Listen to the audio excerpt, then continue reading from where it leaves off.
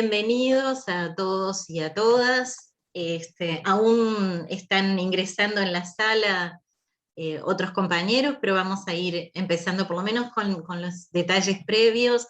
Estos les estamos pidiendo a todos que apaguen los micrófonos durante las exposiciones. La dinámica va a ser similar a la de el martes, el encuentro. Vamos a tener una exposición, luego vamos a tener la intervención de un comentarista y luego abrimos los micrófonos. Durante todo el correr de las exposiciones les vamos pidiendo que en la medida en que surjan preguntas, comentarios, las vayan dejando en el chat, así luego las vamos recogiendo, las retomamos para que no se pierdan esas cosas que nos van surgiendo mientras escuchamos. Y luego también, esto les decíamos, van a estar abiertos los micrófonos para que puedan, los que prefieran intervenir en forma verbal, hacerlo, hacer sus comentarios o sus preguntas. Bueno, nuevamente, en nombre de Encare y de La Riod, les estamos dando la bienvenida a esta jornada que entendemos que es muy prometedora, tenemos como muchas expectativas en relación a todo lo que podamos trabajar y pueda surgir en el día de hoy. Queremos contarles que, más allá de que no sabemos exactamente en este momento quiénes son los que han ido ingresando, pero que se inscribieron para participar de esta actividad, profesionales, técnicos, militantes, activistas de Paraguay, de Chile, de Colombia, de España, Venezuela, Argentina, Costa Rica, Bolivia, Perú, Panamá, México, República Dominicana, una persona desde Francia y muchos uruguayos también. Así que tenemos un público heterogéneo que puede aportar distintas experiencias, distintas lecturas y miradas, y eso esperamos que se logre durante el tiempo de intercambio. En la jornada anterior, ¿se acuerdan que estuvimos trabajando sobre el tema de los modelos de marco regulatorio en el tema cannabis? Y Rosario Queirolo, que fue la expositora, nos estuvo un poco mostrando clasificaciones de modelos y experiencias comparadas, las experiencias tanto de Uruguay como de Canadá, de Malta, y otras que están en procesos de pronto de implementar la experiencia de regulación. Hoy vamos específicamente a profundizar en el modelo uruguayo, y para eso vamos a contar con nuestro expositor, que es el licenciado Diego Olivera, egresado de la Facultad de Ciencias Sociales de la Universidad de la República. Diego fue secretario general de la Junta Nacional de Drogas entre 2016 y 2020, y presidente del Instituto de Regulación y Control del Cannabis entre 2017 y 2020. Actualmente es senador suplente de la República y asesor de la bancada parlamentaria del Frente Amplio. Así que sin más, dejamos a Diego en uso de la palabra. Bueno, buenos días. Acá en Uruguay, quizás un poco más temprano en algunos de los países que nos están mirando y un poco más tarde en otros. Es un gusto estar compartiendo este rato con todas y todos ustedes. Agradecerle a Encare la invitación y a La Riod la facilitación de este espacio. Parece muy bueno también cómo lo diseñaron, incluyendo distintas miradas desde la academia, desde la sociedad civil, y en mi caso, que voy a hablar desde el lugar de alguien que estuvo en la gestión política, ¿no? Que si bien yo tengo una mirada también profesional sobre el tema, es un tema que me interesa, es un tema que he estudiado y que en un punto uno también se va como apasionando por este tema y por el proceso que estamos viviendo. Voy a intentar como mostrarles o contarles la trayectoria y los dilemas que vivimos desde la implementación.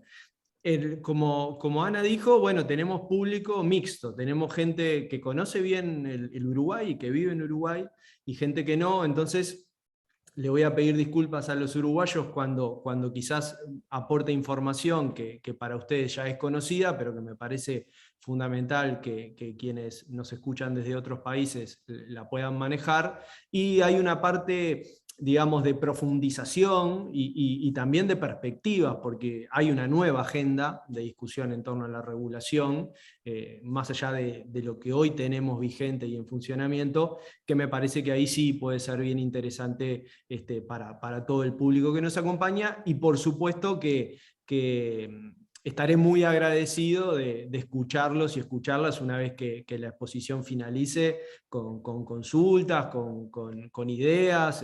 Siempre es bueno que estas instancias, más allá de que el Zoom le pone a veces una cosa un poco fría o distante a nuestro contacto, es bueno que nos podamos retroalimentar y que quede un espacio. Y obviamente mi amigo, colega y con quien nos encontramos mucho en los últimos años en ámbitos internacionales, Ernesto Cortés, seguramente va a hacer aportes bien relevantes que nos ayudarán a ir profundizando en el tema. Así que bueno, dicho esto, esta introducción, voy a compartir pantalla con ustedes. Ahí, ya todos deberían estar viendo. Bueno, regulación integral del cannabis en Uruguay, trayectorias y desafíos, ese es el título que le he puesto a esta presentación. Características de un modelo, a ver, tratando de irnos no tanto al detalle, sino más bien a la coyuntura y al contexto en el cual esta política pública nace en Uruguay y algunas de sus características más importantes. Señalar que está basada en leyes nacionales, esto no siempre es así, no sé cuánto hablaron de esto ya quizás con Rosario, pero hay países que han funcionado en base quizás a reglamentos, en base a leyes o marcos normativos estaduales, no necesariamente nacionales, como puede ser el caso de los Estados Unidos, o países como en el caso de Holanda, que han funcionado más bien en base a medidas más de tipo de administración de gobierno y no necesariamente con un marco legal que sería, bueno, el rango más alto en el ordenamiento jurídico que este tema puede alcanzar.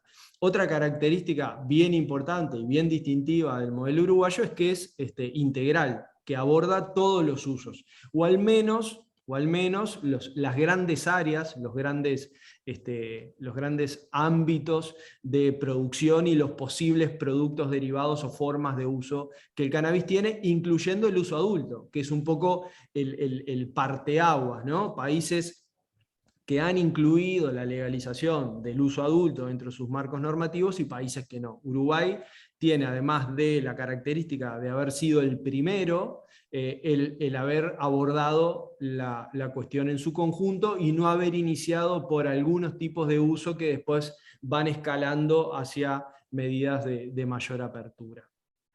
Otra cosa importante, surge como parte de una estrategia de seguridad pública, una estrategia de políticas de seguridad pública, pensado integralmente, es decir, en donde había distintas medidas, era un conjunto de medidas que incluía la legalización del mercado de cannabis, de la marihuana, pero que también miraba otros aspectos de la seguridad, incluyendo algunos endurecimientos de pena, o sea que fue un conjunto de medidas complejo, y donde el gobierno intentó, el gobierno de aquel momento, presidido por José Mujica, ya estamos hablando de años 2011, 2012, enfrentar una tendencia muy sostenida, muy acuciante al incremento de la violencia criminal.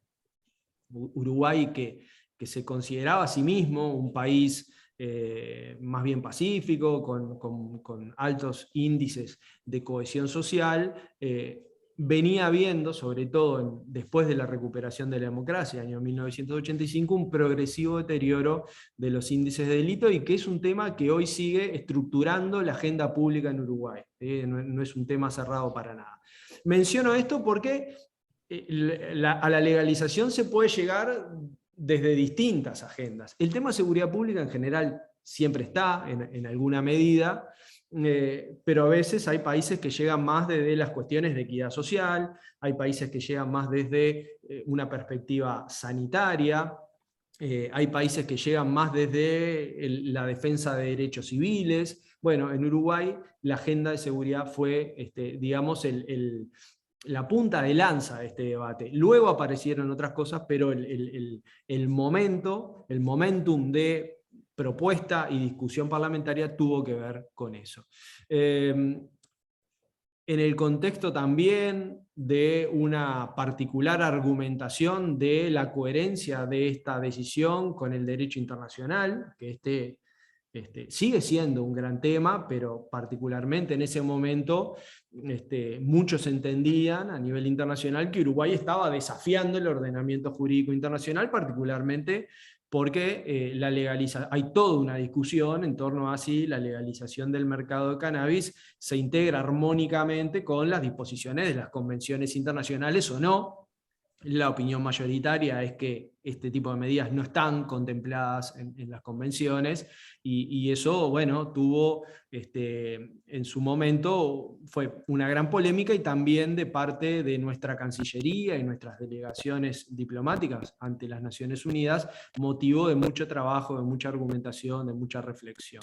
Ese es un tema sobre el cual eventualmente después podemos profundizar. Hay realmente una iniciativa, un empuje que es gubernamental.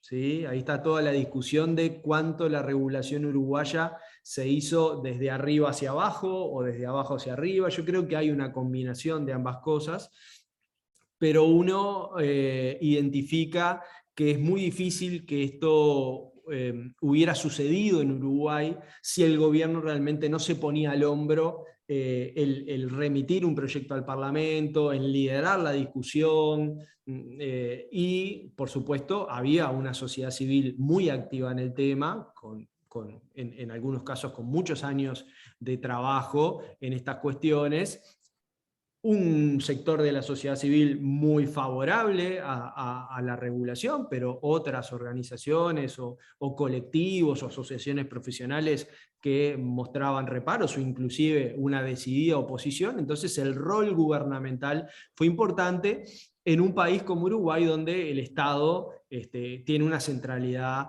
bien relevante en el debate público y en la agenda y en la toma de decisiones. Siempre lo marco, hay que concebir a Uruguay como lo que es, una sociedad laica, liberal y con instituciones públicas sólidas, con una democracia fuerte, con una historia de regulación en algunas de estas cuestiones, regulación del mercado de armas, regulación de armas de fuego, me refiero, regulación de los juegos de azar, en donde el Estado no tiene una gran trayectoria prohibicionista, ¿sí? Es un Estado, sobre todo la matriz ballista, los que conocen un poco más de historia de Uruguay, saben que allí había vertientes políticas de las cuales abrevar para una definición de este tipo, y también algo muy importante y que nos diferencia de buena parte del mundo y en particular del contexto latinoamericano, que nuestra ley de drogas aprobada en la década del 70 al influjo de las convenciones internacionales no prohibió y no penalizó el consumo ni la tenencia personal para el consumo. ¿Sí? Esto que nosotros en Uruguay lo vivimos como una cuestión muy normal, muy habitual, muy integrada, realmente no es común, ¿no? Tenemos claramente países, bueno, los Estados Unidos a la cabeza, países asiáticos, buena parte de Latinoamérica, en donde hubo esfuerzos muy persistentes por la persecución del acto de usar sustancias psicoactivas. Eso en Uruguay pasó, ¿sí? Porque la ley admitió distintas interpretaciones o formas de aplicación, me refiero a la vieja ley de drogas, pero el marco normativo nunca criminalizó el uso, ¿sí? Eso es un diferencial que también surgió como argumentación esta eventual contradicción entre un Estado que no impide al ciudadano consumir sustancias, pero que lo empuja o solamente le deja el contacto con la ilegalidad para abastecerse de esas sustancias. Eso claramente es una contradicción que con el cannabis se resolvió parcialmente, pero que existe con el resto de las sustancias que están prohibidas. Bueno, y por supuesto un importante papel del Estado. Sobre esto ya hablaron con Rosario, o sea que no voy a profundizar, pero acá no se pasó de la prohibición al libre mercado o a un modelo comercial de libre ajuste de oferta y demanda, sino que se pasó a un mecanismo donde el Estado mantiene formas de control del mercado muy importantes sobre las cuales después vamos a profundizar y también a debatir. La evolución del marco normativo, hay como una primera ley emblemática que por supuesto invito a todas y todos a que la conozcan, a que la lean, porque es bien interesante repasar siempre el marco normativo, la letra específica, que es la ley 19.172, diciembre del 2013. Fíjense que es una ley que está rumbo, o sea que ya tiene toda una trayectoria, todo un amoldamiento en el sistema jurídico uruguayo, que mereció 3 decretos reglamentarios que justamente responden a esas 3 áreas de producción o finalidades o destinos de la producción y la comercialización que están contemplados en la regulación legal del cannabis. Un decreto sobre usos no medicinales, decreto 120 del 2014, que es el que de alguna manera baja tierra y especifica los mecanismos de producción, comercialización y acceso a lo que habitualmente, y para no generar dudas, se conoce como uso recreacional, ¿sí? O le decimos, formalmente en Uruguay la expresión jurídica es uso no medicinal, ¿sí? Ese es el concepto. Más allá de que hoy tenemos muy incorporado en el análisis de las cuestiones de drogas la idea del uso adulto, ¿no? Y es un concepto bien interesante, pero no es el que recoge la ley. Un decreto específico sobre cáñamo industrial, el marco uruguayo destinó a esa forma de producción y destino de las plantas de cannabis con fines industriales un marco regulatorio más de tipo agronómico, ¿sí? se lo delega al Ministerio de Ganadería, Agricultura y Pesca y se generan normas específicas para ese tipo de producción, y un decreto que reglamenta la producción con fines medicinales y científicos, ¿sí? Uno diría, en el marco de las convenciones y de las leyes vigentes en Uruguay antes del 2013, no había impedimentos para producir cáñamo industrial o cannabis con fines medicinales, pero lo cierto es que todo quedaba en la gran trampa de un prohibicionismo que se instaló de una manera muy genérica, muy inespecífica, donde la planta de cannabis era objeto de prohibición. Entonces,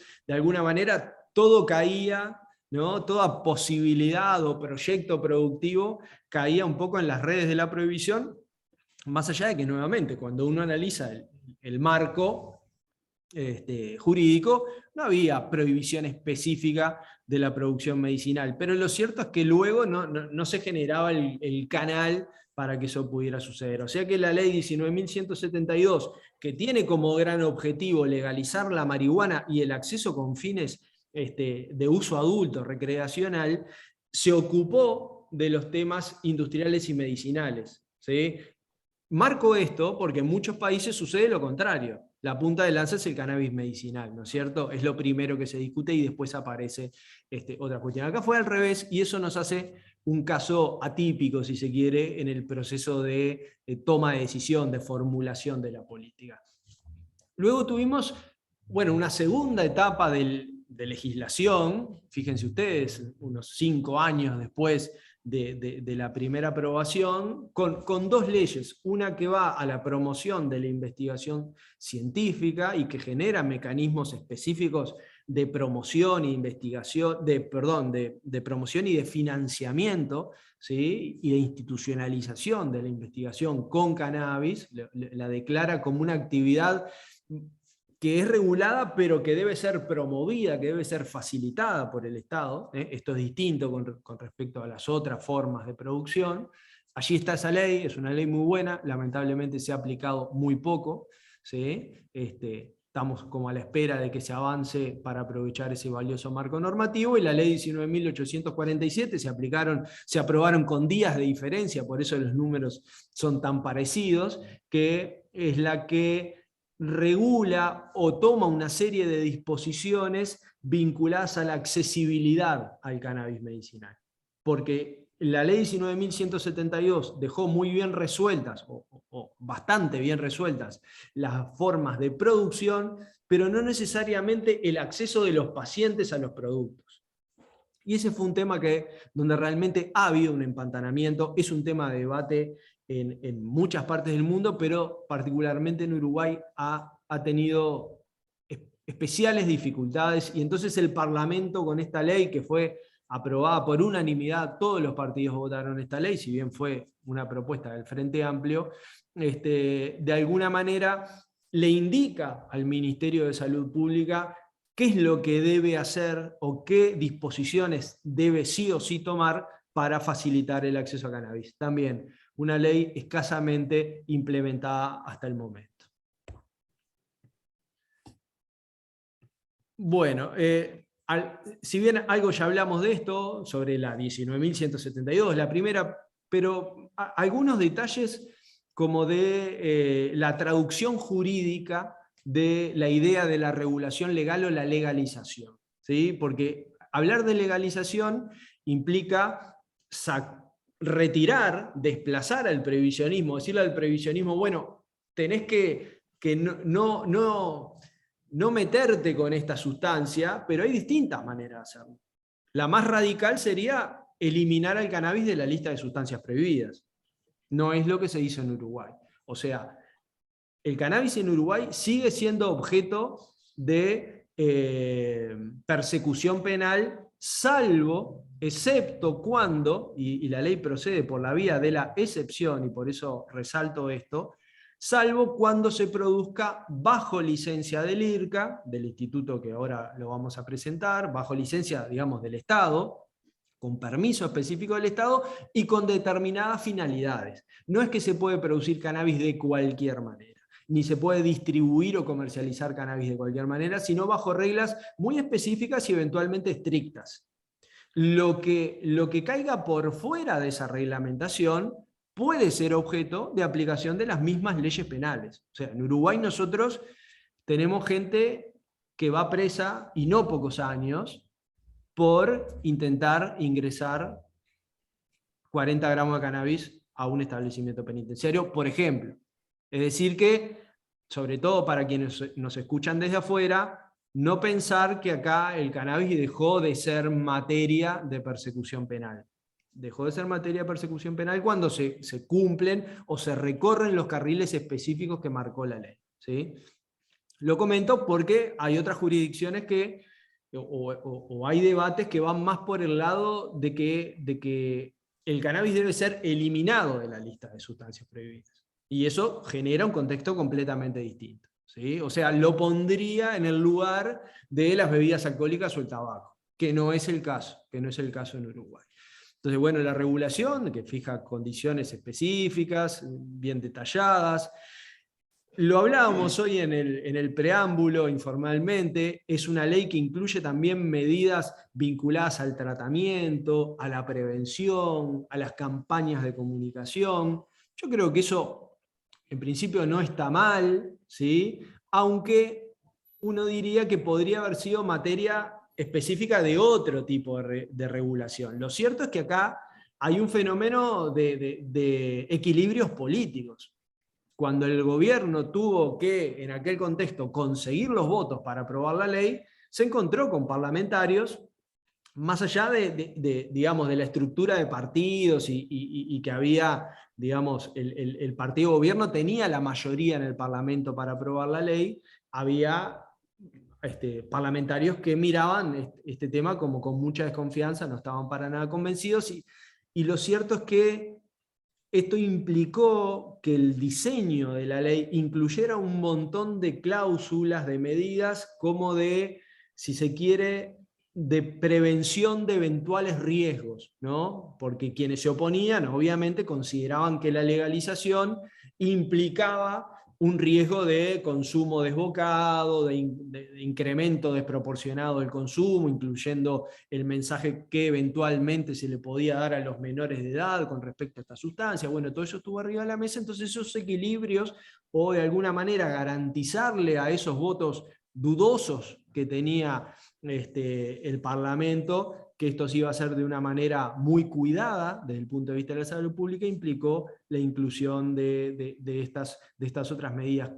Que ojo, no fue solo el Parlamento, la sociedad uruguaya estaba mayoritariamente en contra de que se regulara el cannabis. Eso hay que decirlo, porque es así, estaba muy bien medido. Fue en el contexto de una serie de reformas de nueva agenda, como la legalización del aborto o como la aprobación del matrimonio igualitario entre personas del mismo sexo. Esto se dio en el espacio de 2 o 3 años, o sea, hubo como una ola de reformas sociales que de alguna manera convulsionaron al país en distintos sentidos y que generaron grandes debates, pero esta ley, la de marihuana, es la que tenía menos apoyo popular. El apoyo popular se fue ganando en la implementación.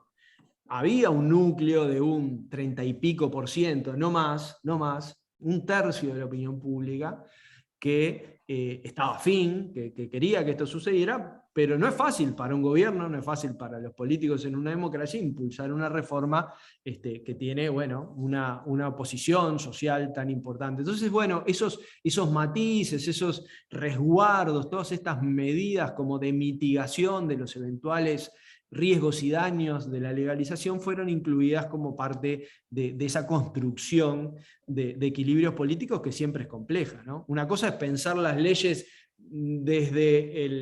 quizás desde la teoría, desde la política de drogas, desde la evidencia científica, y otra es, bueno, luego tener que pasarlas por el tamiz del debate público, en donde estas cosas van tomando distintas formas a partir de los acuerdos que se van logrando.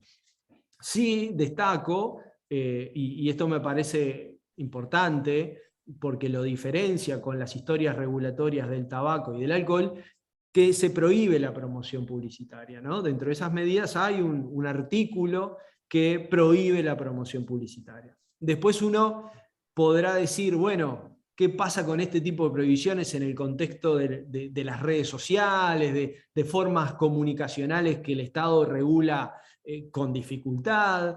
¿Qué pasa también con la libertad de comunicar? Porque una cosa es hacer una pauta publicitaria sobre el cannabis, pero otra es, bueno, ¿qué pasa con las personas que tienen contenidos relacionados al cannabis y lo quieren comunicar o lo quieren compartir públicamente? O sea, ¿cómo se armoniza esta prohibición con la libertad de expresión, que es un derecho constitucional? Allí hay todo un terreno para recorrer, pero lo cierto es que uno no puede, si productor de cannabis, no puede pautar en medios de comunicación para vender más su producto. Es decir, no puede haber un incentivo de marketing a la comercialización, y eso personalmente me parece una medida acertada, porque ya vimos que las consecuencias de la industria tabacalera y de la industria de producción de bebidas alcohólicas en términos de salud pública han sido muy complicadas.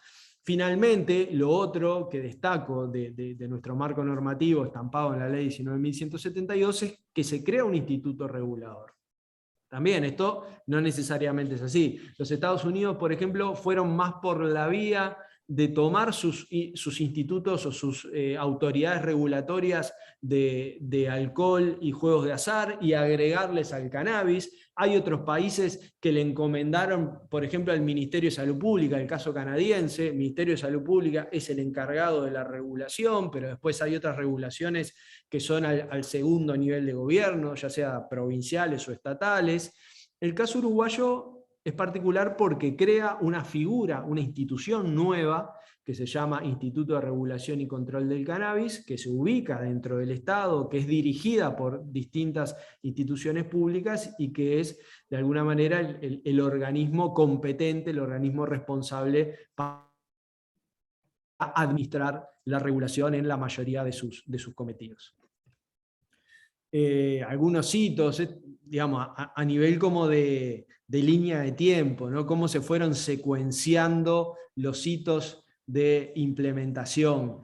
Allí tenemos, bueno, 2013 la aprobación de la ley, después de un proceso de algo así como un año de debate, la reglamentación entre el 2014 y el 2015, una reglamentación que no fue expeditiva, quiero decir, no se aprobó la ley y a los 30 días estaban las reglamentaciones, sino que, bueno, evidentemente el gobierno no tenía prontas estas reglamentaciones, estos decretos reglamentarios, y los fue trabajando, y hubo un proceso de diálogo realmente muy abierto, muy interesante, con distintos actores de la sociedad civil. En el 2014 también la conformación del IRCA, la apertura del registro de autocultivadores y clubes, no lo mencioné, pero también es un sello específico de nuestra regulación de acceso al cannabis no medicinal, la obligación de registrarse. Entonces allí había que bueno, construir estos registros, construirlos en el sentido de darle soporte informático y generar los canales mediante los cuales la población podía registrarse. Se hizo un acuerdo muy importante con el Correo Nacional, oficinas en todo el país, y a partir de allí se fue empezando a registrar. 2017, fíjense, ahí en el medio tuvimos cambio de gobierno, asumió Tabaré Vázquez, un presidente que no sentía o digamos, que no vivía esto como parte de su agenda, era una agenda, en principio, que le era ajena, un médico, oncólogo, que tenía en principio fuertes reparos, pero que aceptaba que la ley tenía que ser implementada. Entonces allí hubo, si se quiere, un periodo de ajuste en este cambio de gobierno que siempre pasa en todos los países, en particular en Uruguay, que los cambios de gobierno demoran un poco las cosas. Tenemos que irnos entonces al 2017 para encontrar el comienzo primero del registro en mayo y luego en julio el inicio de la venta al público de marihuana, que fue de alguna manera como la medida que se esperaba. Eso era como el sello de que la ley se estaba implementando. Habían pasado ya cosas importantes, había autocultivadores produciendo legalmente, había clubes que se empezaban a gestar, pero allí había 15, 20 clubes, no más que eso, era todavía algo bastante incipiente. Cuando llega la venta, que ojo, hay otros subhitos que acá en esta línea no aparecen, pero para que se pudiera vender, primero hubo que organizar la producción, hubo que entregar licencias de producción, las empresas tuvieron que empezar a producir cannabis a gran escala, algo que en Uruguay no se había realizado hasta el momento, teniendo que abastecer 2 toneladas por año, algo que a las empresas les fue y les es difícil todavía. Bueno, varios ajustes previos, y aquella foto de la gente en las farmacias aquel día de invierno del 2017, que fue también una gran fiesta, ¿no? La sensación de que Uruguay estaba rompiendo un muro de prohibición muy instalado a nivel internacional, y que acá vos te podías comprar un paquete de flores de cannabis en un mostrador de una farmacia, con todas las limitaciones que eso tuvo y eventualmente dificultades, pero el hecho estaba allí, el hecho material estaba allí, y la gente salía en comentarios acerca de cómo era el efecto, el aroma, cómo era el procedimiento. Esto salió publicado en la tapa del New York Times, por decir algo. Es decir, cuántas veces en la historia de Uruguay salimos mencionados en los principales medios de comunicación globales. Bueno, este acontecimiento fue uno de ellos. También en el 2017, sistema de licencias de producción medicinal se empieza a sentar, se empiezan a otorgar por parte del IRCA los permisos para producir, y en el 2018 se registra ante el Ministerio de Salud Pública un primer producto que se comercializa formalmente en farmacias para la atención de la epilepsia refractaria, es decir, un producto basado en la aplicación de CBD, exclusivamente CBD aislado, para el tratamiento de epilepsia refractaria y otras patologías en la medida que los médicos tratantes lo dispusieran, porque se vendía solamente con receta común. El IRCA, dos palabras en torno a cómo es el IRCA, y voy a tratar de empezar a acelerar un poco porque no me quiero quedar corto de tiempo, ¿sí? y que quede nos quede tiempo también para conversar y para escuchar a Ernesto. El IRCA, como les decía, tiene una gobernanza interinstitucional, un directorio que inicialmente fue de 4 miembros y esta nueva administración, a través de su ley de presupuesto, agregó un 5º miembro en la junta directiva del IRCA. Es presidida por la Secretaría Nacional de Drogas y tiene un representante de Ganadería, Agricultura y Pesca, del Ministerio de Desarrollo Social, del Ministerio de Salud Pública y este 5º que se ha agregado recientemente del Ministerio de Industrias, ¿sí? Algo, digamos, razonable en la medida que el sector, la cadena productiva de cannabis ha cobrado un vigor muy relevante y la incorporación del Ministerio de Industrias tiene que ver con eso. Esa gobernanza interinstitucional es de un organismo que es público pero no estatal, es decir, que no integra, no quiero complicarla demasiado, digamos, pero no integra la administración central del Estado, sino que los ministerios gobiernan al IRCA, pero el IRCA es un organismo que tiene cierta independencia de gestión.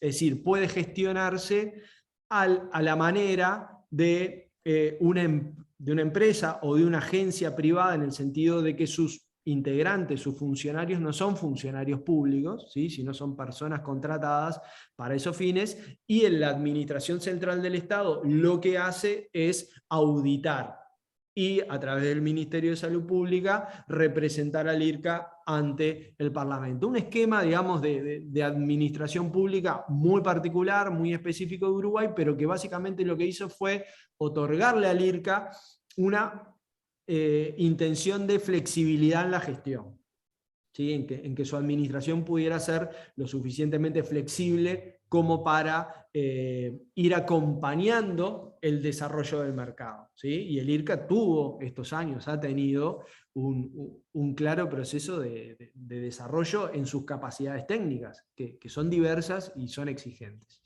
Tiene la ley le otorga la competencia de asesorar al Poder Ejecutivo en materia de política de cannabis. Por supuesto, es el organismo que tiene la competencia de otorgar licencias a través de las resoluciones de su junta directiva. Otorga licencias para producir cannabis medicinal con fines científicos o para el abastecimiento de cannabis no medicinal, ya sea a través de la venta en farmacias o de la constitución de clubes de membresía o, por supuesto, de autocultivadores, que es la tercera vía. Es decir, que una de sus materias principales, de sus tareas fundamentales, es la de regular el mercado de uso adulto. Genera buena parte de sus recursos, porque lo que el IRCA recauda en términos de costo de licencias, por un lado, pero también de la captura de un 10% de lo que se comercializa en farmacias, le generan recursos para que el IRCA no le cueste dinero al Estado, el erario público. Es decir, el presupuesto nacional no tiene o ha tenido que subsidiar al IRCA o que financiarlo muy parcialmente, porque el IRCA tiene generación de recursos propios, que por supuesto en la medida que la regulación se siga robusteciendo y creciendo van a verse ampliados. Y también el IRCA, a través de la gestión, sobre todo en lo que refiere a los mecanismos de comercialización, promueve el uso de bajo riesgo, es decir, es el que define el etiquetado, las advertencias, eventuales materiales que pueden acompañar el contacto con los usuarios, material que se puede entregar en las farmacias o mecanismos de comunicación con el resto de los colectivos, ya sea de clubes de membresía o de autocultivadores. Es decir, el IRCA tiene también en sus cometidos velar porque el uso de cannabis sea lo menos riesgoso o lo más consciente de parte de la sociedad posible. Y acá una impresión de lo que hoy ustedes se pueden encontrar en la página web del IRCA, que por supuesto les invito a visitar porque tienen mucha información interesante en términos de las licencias aprobadas.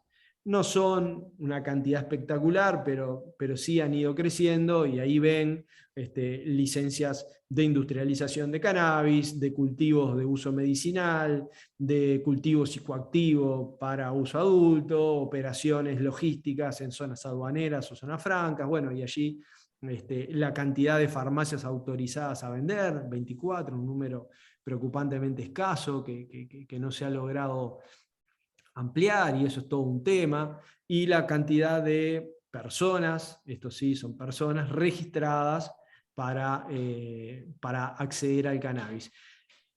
Un par de comentarios sobre esto. ¿Quiénes pueden acceder al cannabis en Uruguay? Bueno, solamente mayores de 18 años, solamente personas con residencia legal en el Uruguay. Es decir, que pueden ser extranjeros, pero tienen que tener residencia legal en Uruguay.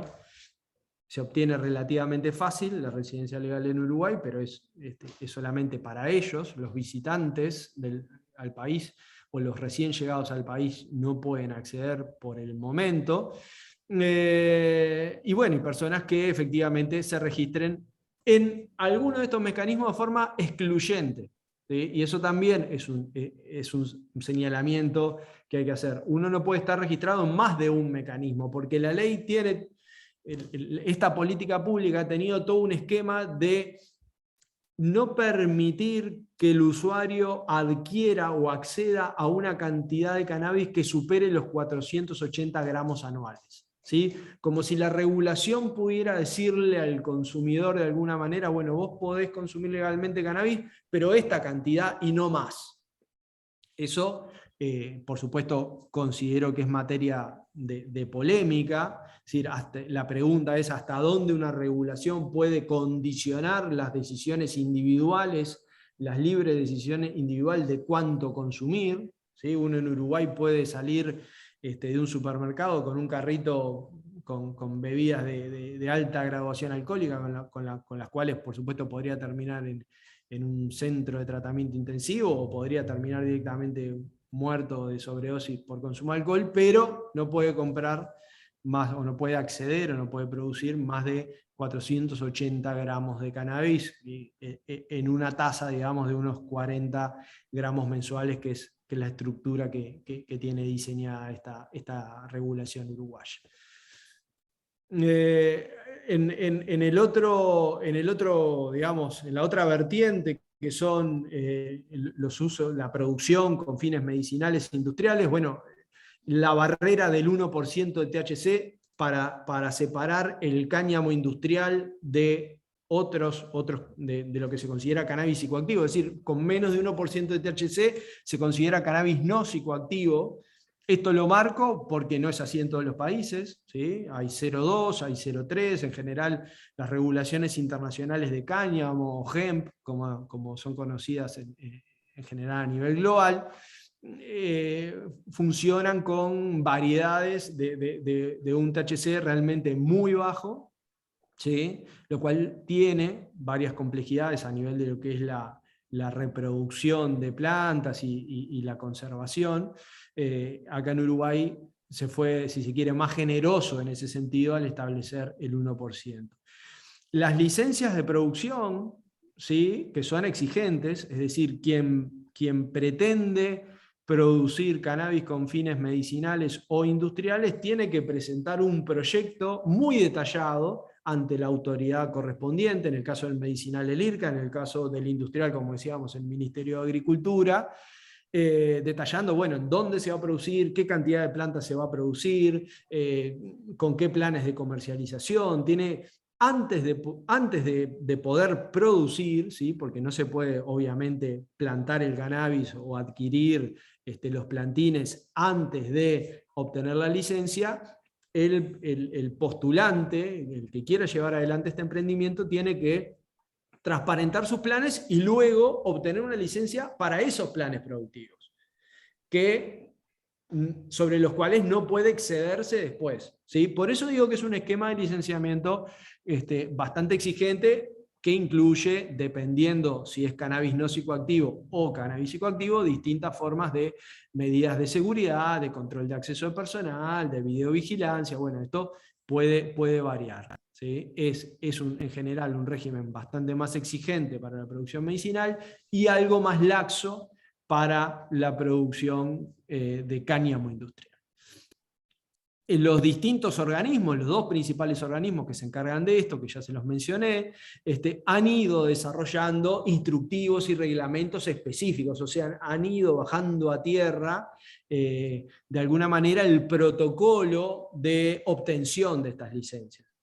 Todo esto al principio no existía y por supuesto no se derivaba de la ley, entonces hay una parte de la regulación que se hace casi que en una dinámica cotidiana de interlocución entre las autoridades, los cuerpos técnicos de estas instituciones regulatorias y los interesados en producir. Eso ha sido un proceso bien exigente y que ha merecido distintos ajustes con normas específicas, por ejemplo, para exportar, porque surgió allí la posibilidad de exportaciones y hubo que armonizar los procedimientos locales para que la producción de cannabis uruguaya pudiera salir al mundo, como ha salido.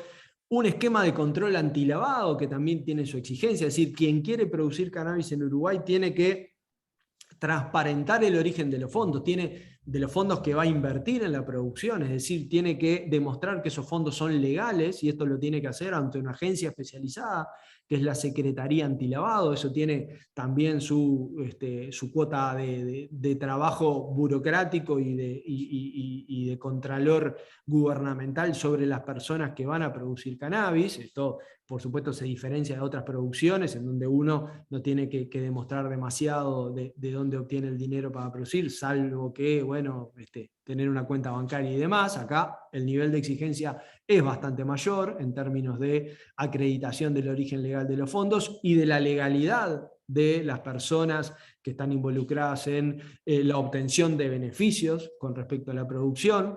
Se permite, esto lo comento porque no en todos los países es así, se ha permitido y se ha de alguna manera facilitado la exportación de flores, de flores secas, de cannabis, que es algo, por ejemplo, que en Colombia suscitó mucho debate, porque los productores querían exportar flores y el gobierno no lo permitía, solo permitía productos derivados terminados y envasados para ser exportados, digamos, ya con perspectiva de consumo final. Acá se reguló tanto la exportación de cannabis como materia prima, cannabis como producto terminado, pero en forma de flor. Eso le marca, digamos, características específicas a nuestro mercado local. El comercio exterior o la demanda desde otros países ha sido el principal motor de este componente medicinal e industrial. Los ingresos, que no han sido pocos, se han exportado unos 5 o 6 millones de dólares de cannabis, aunque esto obviamente tiene un potencial mucho mayor, han sido siempre por la vía de la exportación, fundamentalmente hacia Europa, mayoritariamente hacia Europa, algo hacia Israel, algo hacia Australia, minoritariamente. Y lo que se ve aquí es un sector privado en constante expansión. Se han invertido unos 500 millones de dólares en esta producción, digamos, en las distintas empresas. Se han creado unos 2.000 puestos de trabajo directos, es decir que, modestamente, todavía no es un rubro que marque fuerte en la economía nacional, pero sí se ha ido posicionando como un rubro promisorio y sobre todo un rubro nuevo que siempre genera expectativas, a veces desmedidas. Ha pasado un poco eso, ¿no? Ha habido como, si se quiere, un rebote de aquella fiebre del oro verde, donde muchos pensaban que esto iba a ser al volumen de lo que puede ser la carne u otros rubros tradicionales de exportación. Bueno, eso claramente no es así o no ha sido así hasta el momento y es difícil que lo sea en el corto plazo, pero sí que ha dinamizado un sector de producción y de emprendedurismo que ha tenido, bueno, distintos actores, desde empresas muy grandes, de empresas multinacionales que se han instalado en Uruguay, hasta, y sobre todo por la vía del cáñamo industrial, la participación de agricultores o productores agropecuarios locales, a veces en asociación con extranjeros también.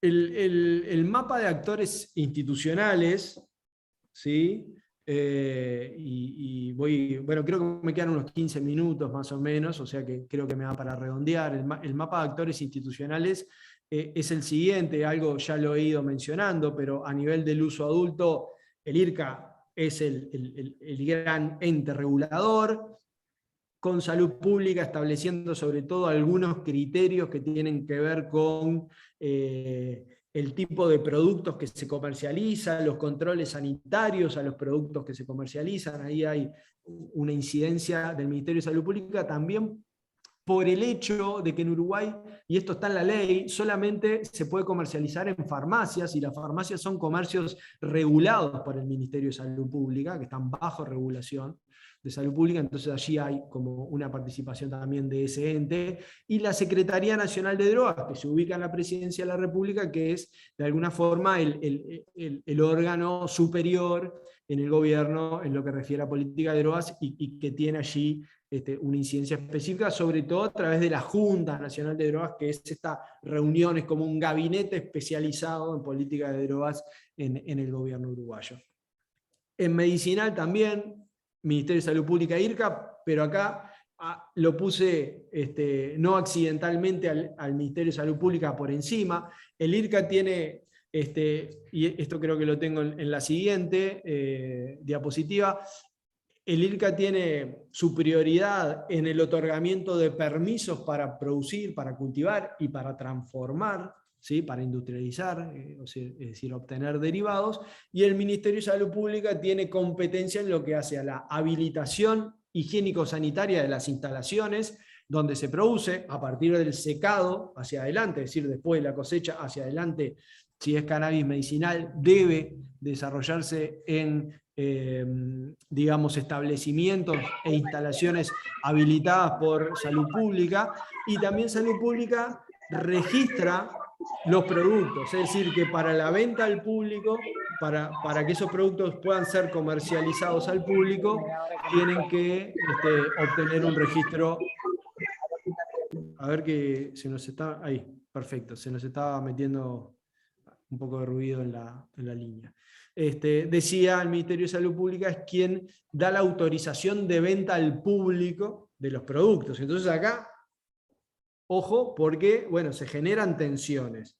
Es decir, hoy quizás es más fácil, aunque no necesariamente fácil, pero pongamos que hay una mayor fluidez en el otorgamiento de permisos para producir que para comercializar. Porque la comercialización al público de cannabis medicinal, por el momento, solo ha admitido algunos productos específicos, 2 o 3, no más, ¿sí? Entonces, en particular, no se ha habilitado en Uruguay la producción de aceites de espectro completo, full spectrum, como se los conoce, o inclusive de flores secas de cannabis para comercialización con fines medicinales. Y esto, por supuesto, es motivo de tensión y también de generación de algunos canales paralelos de comercialización informal que claramente son un desafío para la regulación, porque allí a veces se encuentran productores y pacientes en una relación armónica, pero también puede suceder que los pacientes allí encuentren productos que no sean lo que dicen ser o que no estén producidos bajo normas razonables de precaución sanitaria. Es decir, bueno, hay un terreno allí, un mercado gris que está bastante extendido en general en distintas partes del mundo y del cual Uruguay no ha sido la excepción.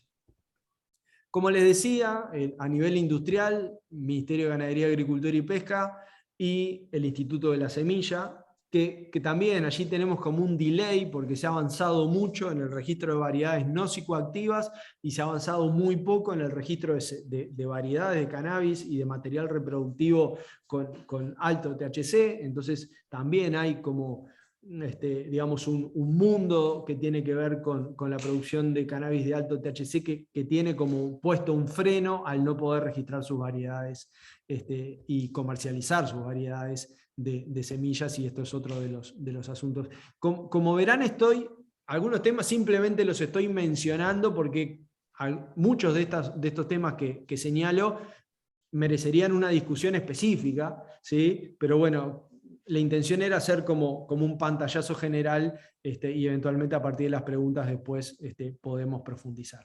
Resultados. Vamos a hablar un poquito de resultados y perspectivas para ir cerrando la charla.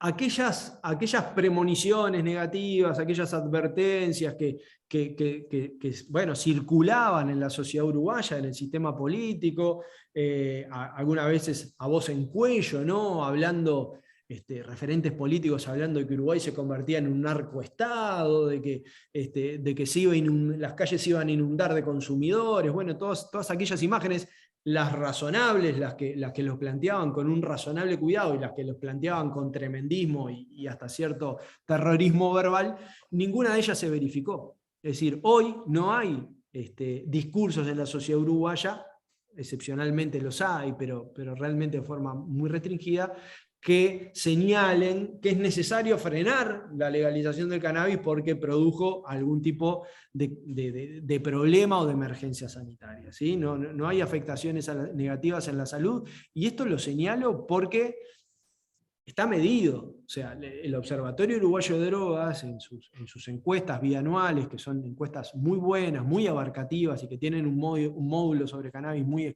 extenso, el cual les invito a conocer, mapean, por ejemplo, cómo se comporta la demanda de tratamiento con respecto al cannabis como principal sustancia de consulta. No ha aumentado. Mapean la cantidad de eventos de intoxicación con respecto a cannabis. No ha aumentado o ha aumentado apenas. Mapean la cantidad de consultas de emergencia, consultas en puerta de emergencia con motivos de episodios de salud mental relacionados al cannabis, no han aumentado, ¿sí? O sea, no hay indicador. Accidente de tránsito, siniestralidad de tránsito, también se ha estudiado, inclusive por alguna universidad extranjera, no se ven diferencias en la siniestralidad vinculada a episodios de consumo de cannabis antes o después de la regulación. Es decir, que la regulación no fue un gatillo de problemas sanitarios relacionados al uso de cannabis. Indudablemente redujo la economía criminal del cannabis, no la eliminó. Sigue habiendo narcotráfico de marihuana, pero realmente le quitó una tajada muy importante a la economía ilegal del cannabis y fundamentalmente a aquellas organizaciones que se encargaban del contrabando a gran escala de cannabis a nivel transfronterizo. Básicamente en Sudamérica, Paraguay aparece como el gran abastecedor de cannabis ilegal en el Cono Sur. Eso claramente tuvo un desplazamiento muy fuerte, que además se puede detectar, porque el cannabis que viene a Uruguay viene prensado en bloques, ¿sí? En ladrillos, que luego se fraccionan para comercializar, y cuando uno releva la demanda de cannabis psicoactivo en los consumidores uruguayos, teníamos que ante la regulación, entre el 70 y el 80% se abastecían del cannabis prensado, y eso baja a un 10% de la demanda. O sea que hay un desplazamiento muy importante de ese tipo de comercialización. Después vamos a ver que igual hay otros problemas relacionados a cómo se está comportando el mercado de cannabis psicoactivo.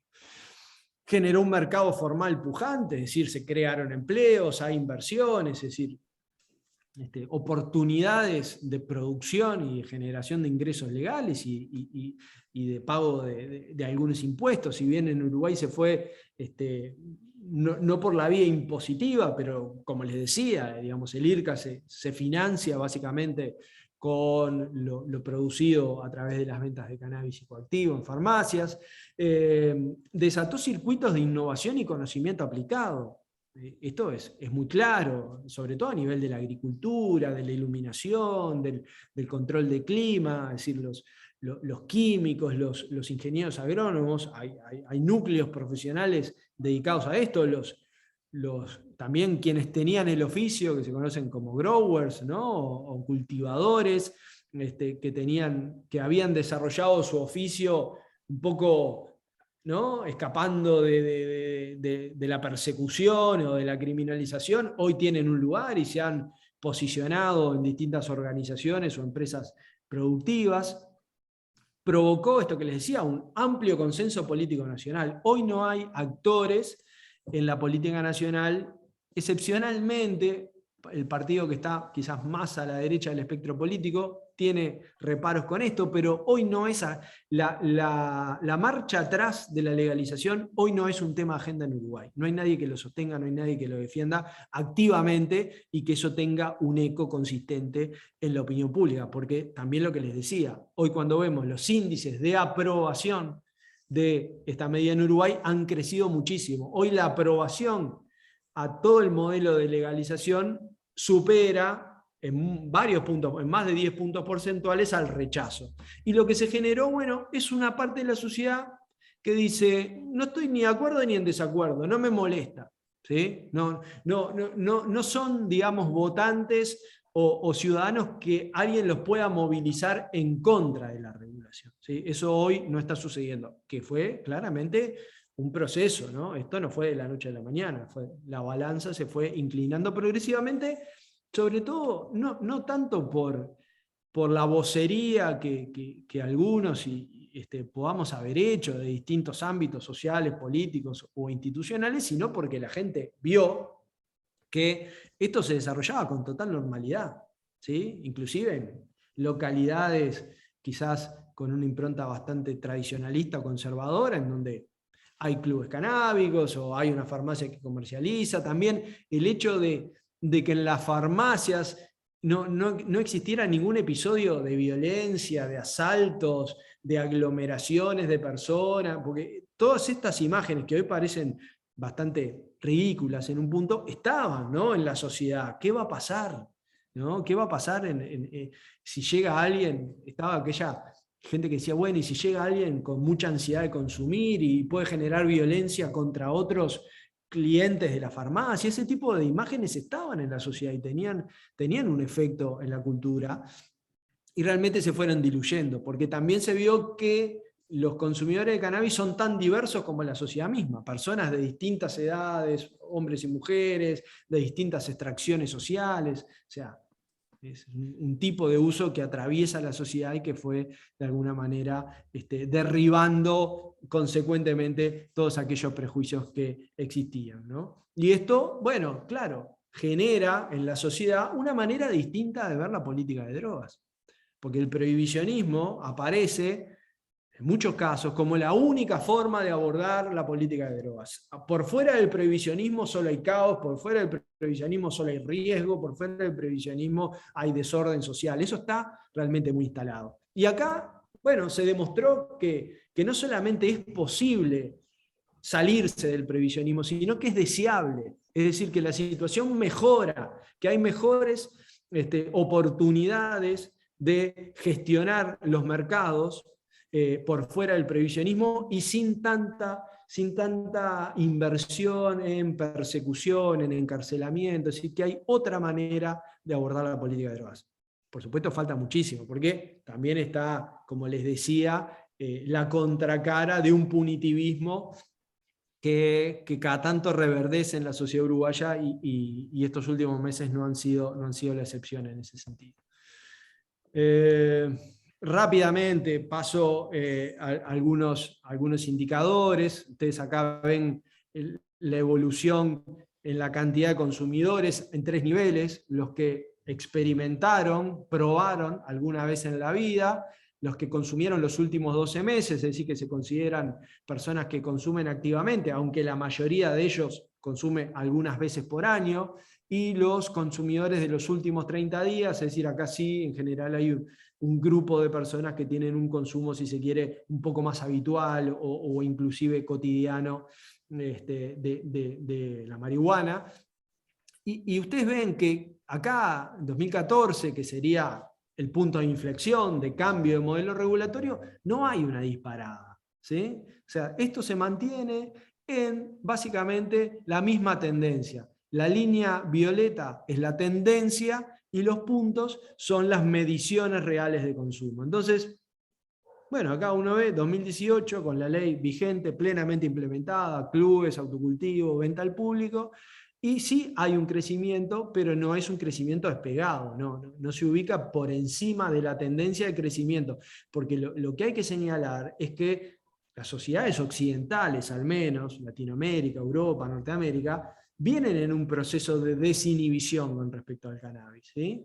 Y también de un ajuste de percepción, porque ya el cannabis no es concebido como aquella sustancia, puerta de ingreso al mundo de las drogas, que todo iba a terminar en adicción y deterioro. Bueno, es concebido como una sustancia que está en el repertorio de experiencias psicoactivas que las personas adultas viven en general y en su enorme mayoría sin problemas graves para la salud. Eso está pasando en todo el mundo, lo que quiero decir. Es decir, si uno observa cómo evolucionó el consumo de cannabis en Chile, en Argentina, en Brasil, en Bolivia, bueno, se va a encontrar con los mismos incrementos.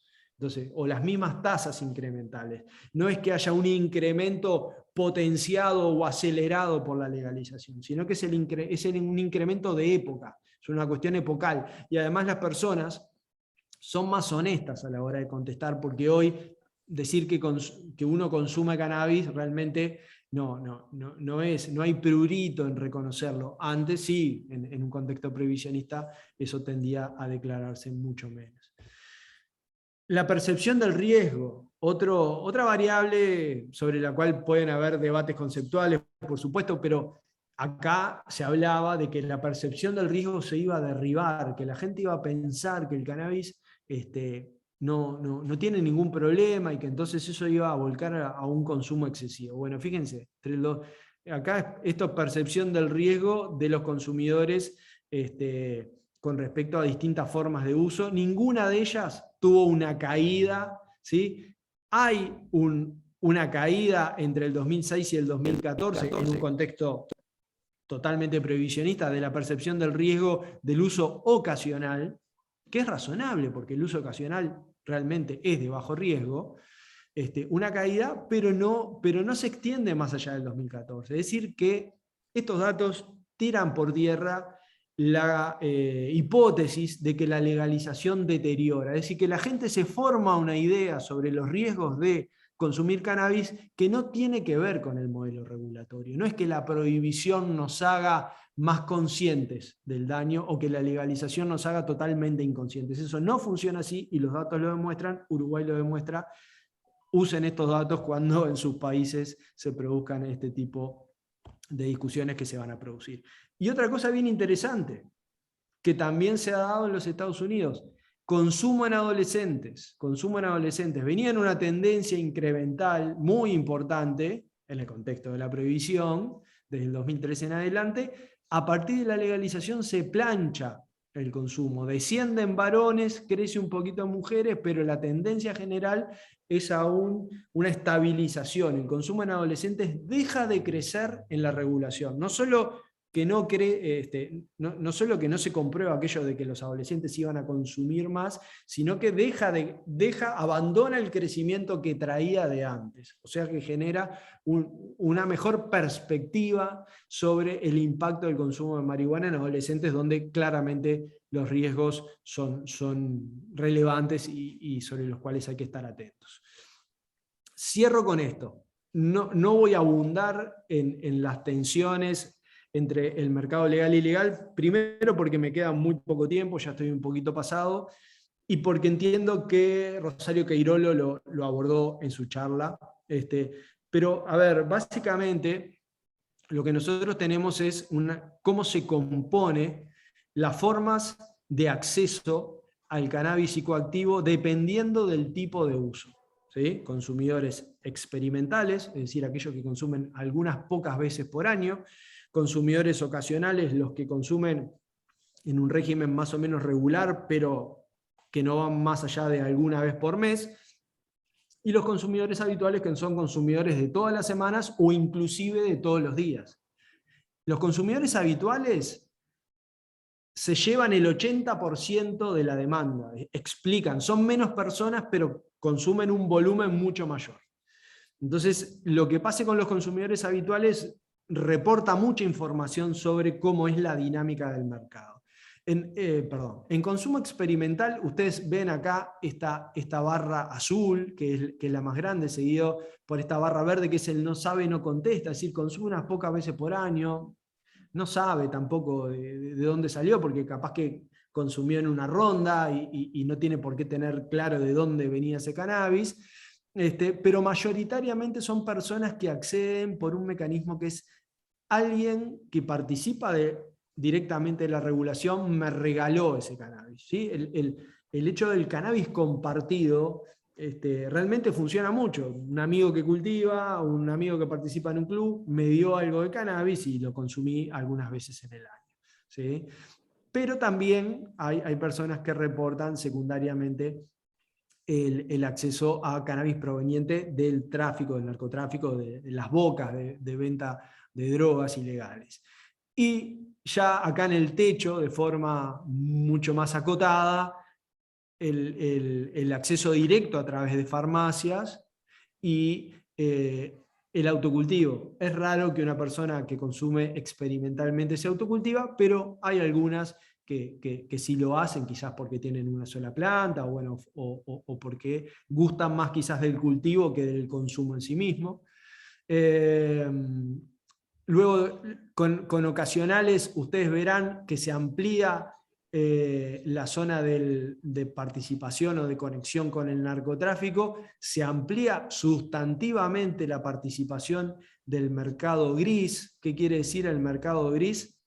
Básicamente personas que se autocultivan pero no están registradas, entonces no están directamente incorporadas a la regulación, o bien personas que adquirieron cannabis regulado a otros, ¿sí? Básicamente a cultivadores. Acá hay como, digamos, prácticas de cultivo que no están regularizadas ante las autoridades y que o regalan o venden, y eso genera un abastecimiento que no es el del narcotráfico tradicional, porque acá en general no identificamos organizaciones de narcotraficantes, sino que son más bien cultivadores que están en la informalidad y que se vinculan con consumidores para sostener su abastecimiento.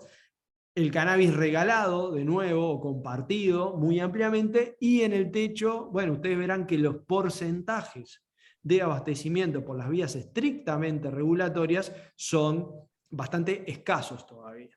Lo que pasa es que acá uno puede tomar los que están inscriptos más los que comparten con los inscriptos, ¿sí? Porque el uso compartido está totalmente aceptado dentro del marco legal. Es decir, que acá uno podría decir que en torno a un 50% se abastece dentro del consumo ocasional de fuentes legales. Eso se restringe, se acota, se compacta en los usuarios habituales. Es decir, que para el uso habitual, que es donde está nuevamente el 80% de la demanda, el abastecimiento por vías estrictamente reguladas no pasa de un 40%, es algo así como un tercio. Eso lo llevamos nuevamente al esquema del total del consumo, del total de la demanda, y tenemos básicamente dos mitades. Una mitad que se abastece por vías estrictamente regulatorias porque está inscripto, o alguien que está inscripto le comparte o le regala, y la otra mitad en donde hay dos fuentes de abastecimiento: el narcotráfico tradicional, el esquema de comercialización entre dealers y bocas de venta de droga, que es acá tienen los números digamos, en números totales, pero es 19.4, es decir, casi uno de cada 5 consumidores de cannabis se sigue abasteciendo en Uruguay por el contacto con el narcotráfico, y un 16% se abastece por fuentes de este mercado gris, que no es estrictamente narcotráfico, pero que no está dentro de la regulación. Y acá sí tienen la sumatoria de un 10% de la demanda que se abastece directamente por el registro y la participación en la regulación, y una cifra bastante llamativa de un 40%, algo más de un 40%, que accede a través del cannabis regulado pero compartido, ¿sí? Personas que no se registran directamente, pero que conviven o que acceden a través de personas que sí están en el mercado. Entonces, bueno, se me ha ido un poco el tiempo. Yo no sé, los moderadores, cualquier cosa me cortarán, pero quizás cierro con esto, con los desafíos, y dejo un poco, quizás para que ustedes lo compartan entre los inscriptos, lo que podría ser una agenda de cambio, una agenda que yo entiendo de medidas que podrían tomarse para mejorar esto en el futuro. ¿Sí? ¿Está bien eso? ¿O quieren que haga distinto, que hable de la agenda de cambio? Lo dejo a No, criterio del auditorio. Diego, si te parece, hace este planteo como redondeando y después en el espacio de preguntas seguramente vas a poder agregar las Perfecto, cosas que faltan. ¿Está? Dale. notable.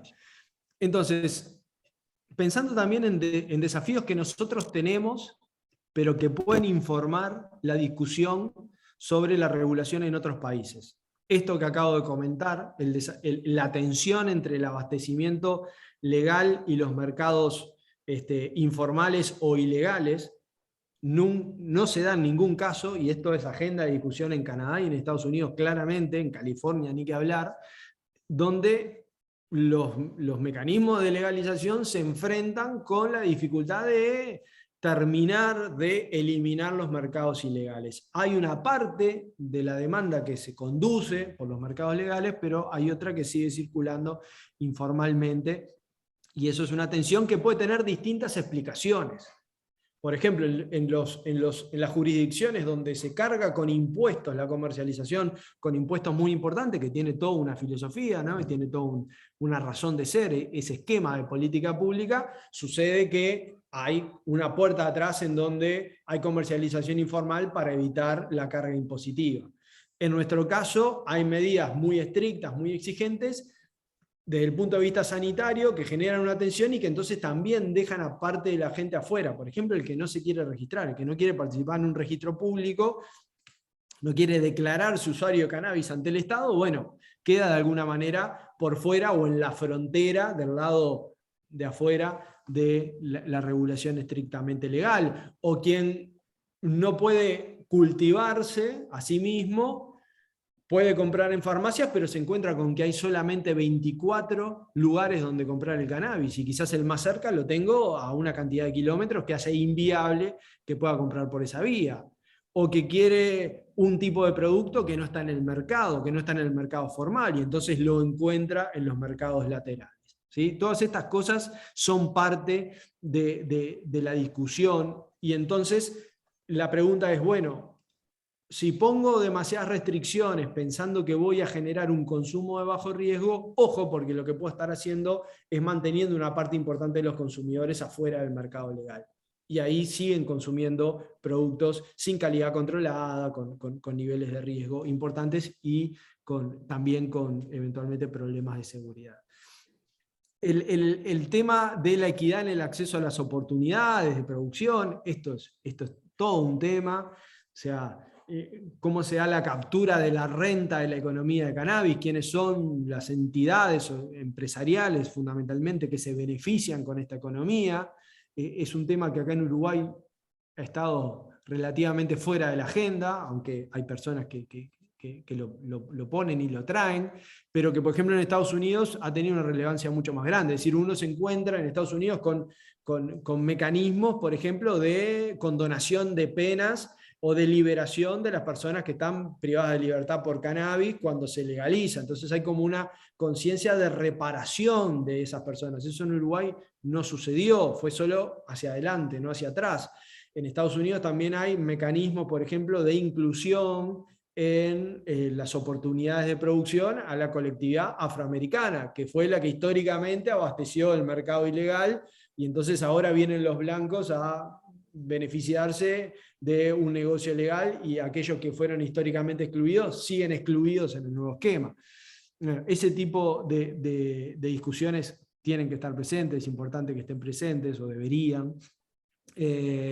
La claridad en la separación entre las reglas del cáñamo industrial y el cannabis medicinal, hay todo un tema acá a debatir. Lo dejo solo titulado porque es un tema en sí mismo, ¿sí? Pero que bueno, es decir, todo lo que son delimitaciones con respecto a qué es el uso medicinal, qué es el uso recreacional, qué son los usos industriales, aparecen en la ley o en las leyes muy aparentemente muy definidos, pero después la realidad es mucho más porosa, y no necesariamente los usuarios o la cultura de los usuarios responde a las mismas delimitaciones que las leyes tienen. Entonces ahí se puede generar, digamos, una tensión o un distanciamiento entre los marcos normativos y las formas de uso. Eso es clarísimo en Uruguay con el caso del acceso a productos medicinales, con una amplísima circulación de aceite full spectrum de cannabis no psicoactivo que se comercializa informalmente, pero que no tiene lugar en la comercialización legal. El desafío de un Estado oportuno, que esté presente en la regulación, que sea fuerte, pero también que sea ágil y que tenga capacidad de evaluación, ¿no? Si se generan excesivas rigideces, eso, digo, nuevamente, genera un distanciamiento entre la regulación y la realidad. Que luego hay que corregir esa distancia entre lo regulado y la realidad. Si se extrema, bueno, ¿qué va a hacer el Estado? ¿Va a salir a penalizar nuevamente a quienes no entran en la regulación, o va a revisar la regulación y ampliarla para que las fronteras de la regulación cada vez cubran a más formas de producción y uso? Esa es una decisión, es un dilema de política pública que hay que tener, ¿no? Lo que se conoce como el enforcement, cómo los estados hacen cumplir la normativa que define. Y bueno, el fortalecimiento de los abordajes en educación y en salud, y la alianza entre la gestión del conocimiento y la producción, es decir, la posibilidad de generar circuitos de innovación productiva que esta sustancia o que la producción de las plantas de cannabis y sus derivados hacen posible. Así que disculpen si me extendí un poquito, pero bueno, quería dejar anotados todos los temas. Bueno, muchas gracias, Diego. Y entonces ahora vamos a recibir a Ernesto Cortés, que es antropólogo social, es director de la Asociación Costarricense para el Estudio e Intervención en Drogas y es secretario de la Red Latinoamericana y del Caribe de Personas que Usan Drogas. Ernesto, esperamos entonces tus comentarios. Bueno, hola, buenas tardes para ustedes por allá. Yo aquí en Costa Rica apenas son las 9:30. Entonces estamos todavía terminando el desayuno con café en mano, sustancia psicoactiva para empezar el día. Y bueno, agradecer a Ana, a Encare, Roberto y especialmente a Diego por esa amplia presentación. Yo, a pesar de que estoy, digamos, tan alejado de Uruguay y de su tierra, pues hemos mantenido muy de cerca todo el proceso, ¿verdad? Especialmente porque este comentario va a ser un poco más personal. Yo inicié en este tema de las políticas de drogas ya hace unos 10 años, ¿no? En algún momento organizamos la Conferencia Latinoamericana de Políticas de Drogas en 2014 aquí en Costa Rica, ¿no? Y después de eso se vino la UNGAS de 2016, ¿no? Y en ese tiempo ya andaban uruguayos y uruguayas dando vueltas, ¿no? Con un gran apoyo también de Open Society Foundations y toda la plata que había para la UNGAS de 2016, difundiendo esta iniciativa de regular el cannabis con cualquiera de los fines, ¿no? La mayoría escuchábamos eso y nos parecía una locura, ¿verdad? Porque además era como de, no, primero va lo medicinal y después va lo otro, ¿no? Que es el discurso que uno todavía escucha comúnmente. De hecho, Costa Rica acaba de aprobar hace un mes una regulación de cannabis medicinal y todavía se sigue escuchando eso. No, primero es lo medicinal y después va lo recreativo, ¿no? Y entonces, ¿qué están haciendo en Uruguay? ¿Por qué hacen eso? ¿No? ¿Cuál es el camino? Y tuve la oportunidad de estar en varios diálogos informales, varias reuniones que se organizaban en este marco de la UNGAS. Ahí también me acuerdo que había mucho apoyo del Transnational Institute y de WOLA, de la Oficina de Washington para América Latina.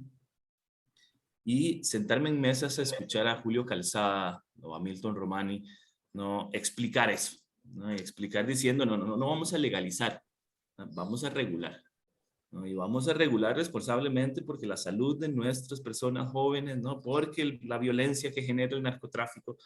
Y era un discurso totalmente disidente. De hecho, la primera vez que lo escuché, ahora que recuerdo, fue en una de las conferencias del Drug Policy Alliance, el Reform Conference, en Colorado.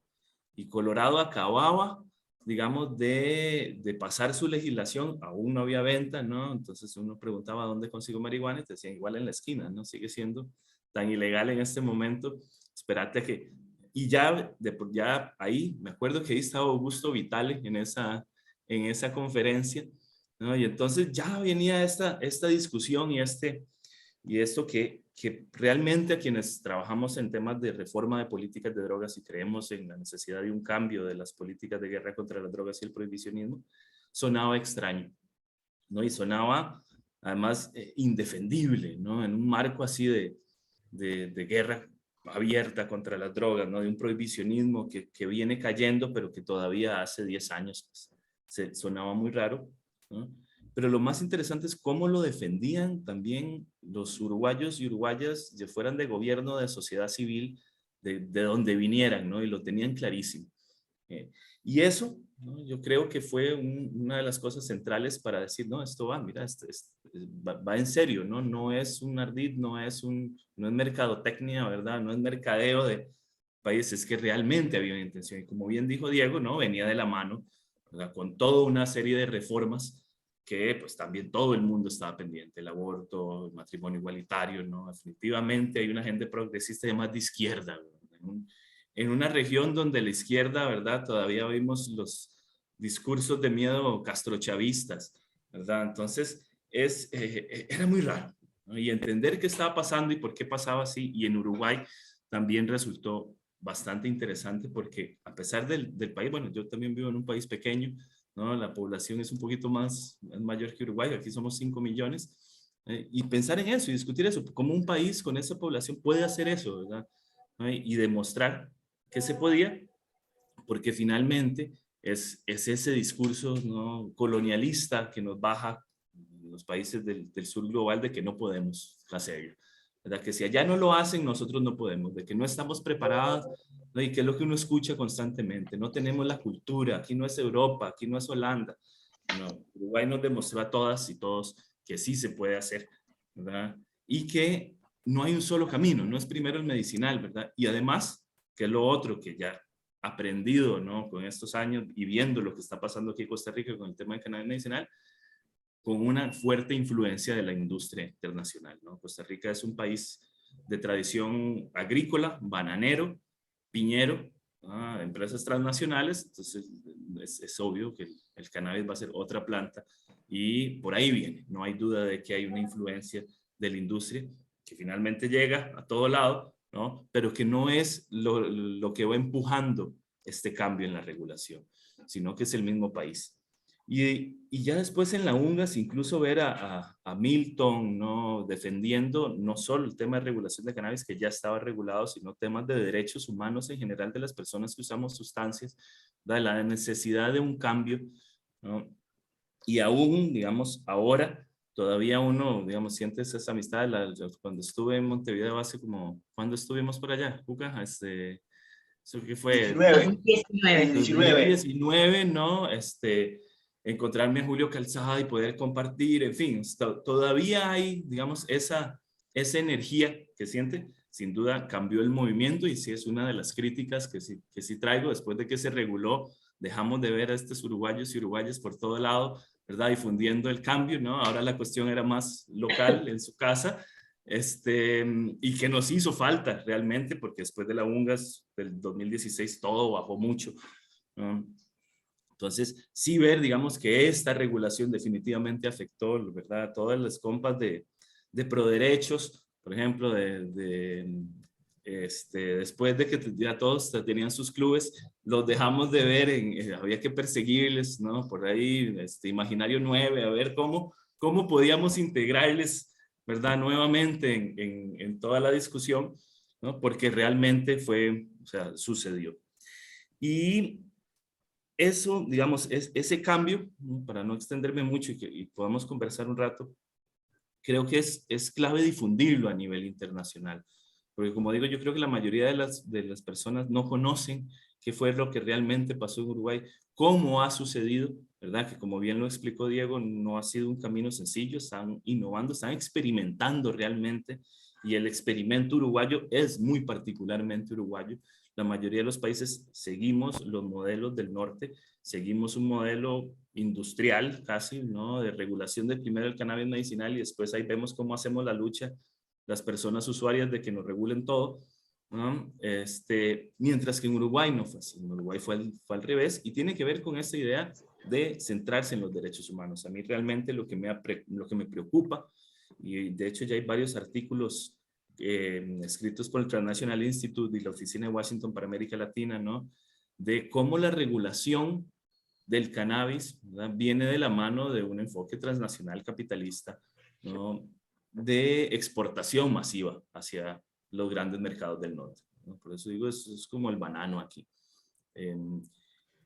Y la necesidad de enfocarnos no solo en el aspecto económico, sino en el aspecto social y sanitario, ¿no? El centro tiene que ser eso, es como realmente garantizamos, ¿verdad?, el derecho a la salud, ¿no?, los derechos humanos y el bienestar, que finalmente son los objetivos de las mismas políticas internacionales de control de drogas, que desviaron su mirada y su visión desde hace décadas, ¿no?, a combatir el mercado ilícito, cuando realmente lo que se tiene que buscar es garantizar, ¿verdad?, ese bienestar y esa salud, ¿no? Y eso es algo, ¿no?, que dentro del esquema uruguayo, también pensando en toda la lógica que, gubernamental o por lo menos política de Uruguay, que Costa Rica tiene cuestiones similares, ¿no? Es un país con una salud pública fuerte.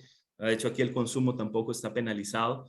Nunca estuvo penalizado el consumo ni la tenencia para consumo. No lo siguen criminalizando, te sigue deteniendo la policía y requisando, pero no va más allá de eso. De por qué Uruguay sí lo pudo hacer y aquí no, ¿no? Aquí damos un debate así y no hay apertura. Y tiene que ver también con lo que dijo Diego, que estuviera de la mano con el Estado. Finalmente, si el gobierno, ya sea el Poder Ejecutivo, especialmente el Poder Ejecutivo, no tiene ese interés, ¿verdad?, de avanzar esta propuesta, va a ser muy difícil. Y va a ser muy difícil y vamos a encontrar paredes enormes. Más bien, resulta interesante también ver que hasta la fecha, ¿no?, la cantidad de discursos que se oponen a este proceso de regulación es muy poca, ¿verdad? Y que los sectores que todavía tenemos cierta oposición son los sectores sanitarios, además, ¿verdad?, del área de la salud, que siguen, digamos, con este temor de la medicación, que necesitamos una pastilla o un jarabe, ¿no? Mientras que los sectores de seguridad o de lucha contra el narcotráfico se dieron cuenta que esto les beneficia, ¿no? Y que más bien, más allá de un tema, o sea, que si hay un beneficio económico que tienen estos procesos de regulación, tiene que ver con el beneficio económico de reducir el costo para el Estado de esa lucha inútil contra el narcotráfico. Entonces, de mi parte yo no voy a decir más que eso, ¿no? Creo que es importante, y aquí en este caso también le agradezco a la Riot, ¿no?, y a Encare, ¿no?, estos procesos y estas discusiones, porque es necesario difundirlo abiertamente. Creo que, al igual que dije, después de que se reguló, como que se quedaron en casa, ¿no?, resolviendo todo el proceso allí en Uruguay, pues hay que ver otra vez cómo salimos y cómo sacamos y seguimos difundiendo, porque ya van muchos años, ¿verdad? Ya van casi, ¿qué?, 10 años. ¿Cuándo cumple la aprobación de la ley? El año que viene. 9.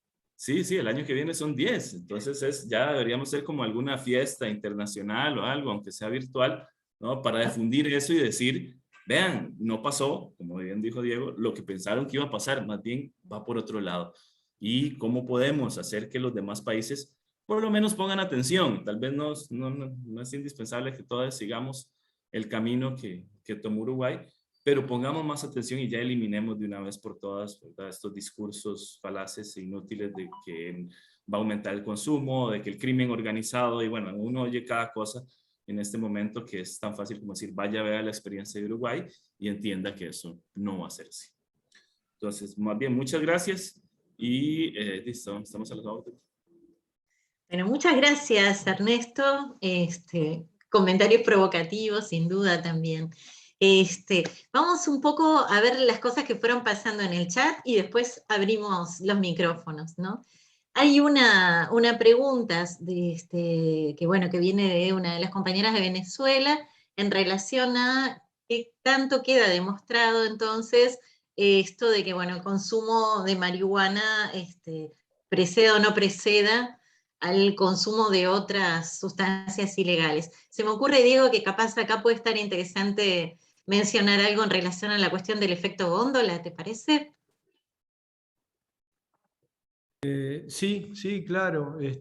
A ver, lo que pasa es que yo creo que esa pregunta ya estaba suficientemente respondida, o sea, no esa pregunta, esa cuestión que plantea la compañera de Venezuela, ya estaba suficientemente respondida por la evidencia científica más allá de la legalización. Justamente el mito de la puerta de entrada implica que el consumo de marihuana es consecuencia, ¿sí? Genera como consecuencia el traslado o la incorporación por parte de los consumidores de un repertorio de drogas más nocivas. Y ese era el gran argumento, o uno de los grandes argumentos que sostenía la prohibición de la marihuana, porque ¿por qué prohibir? A ver, la gran contradicción, ¿por qué prohibir la marihuana de la cual nadie se muere?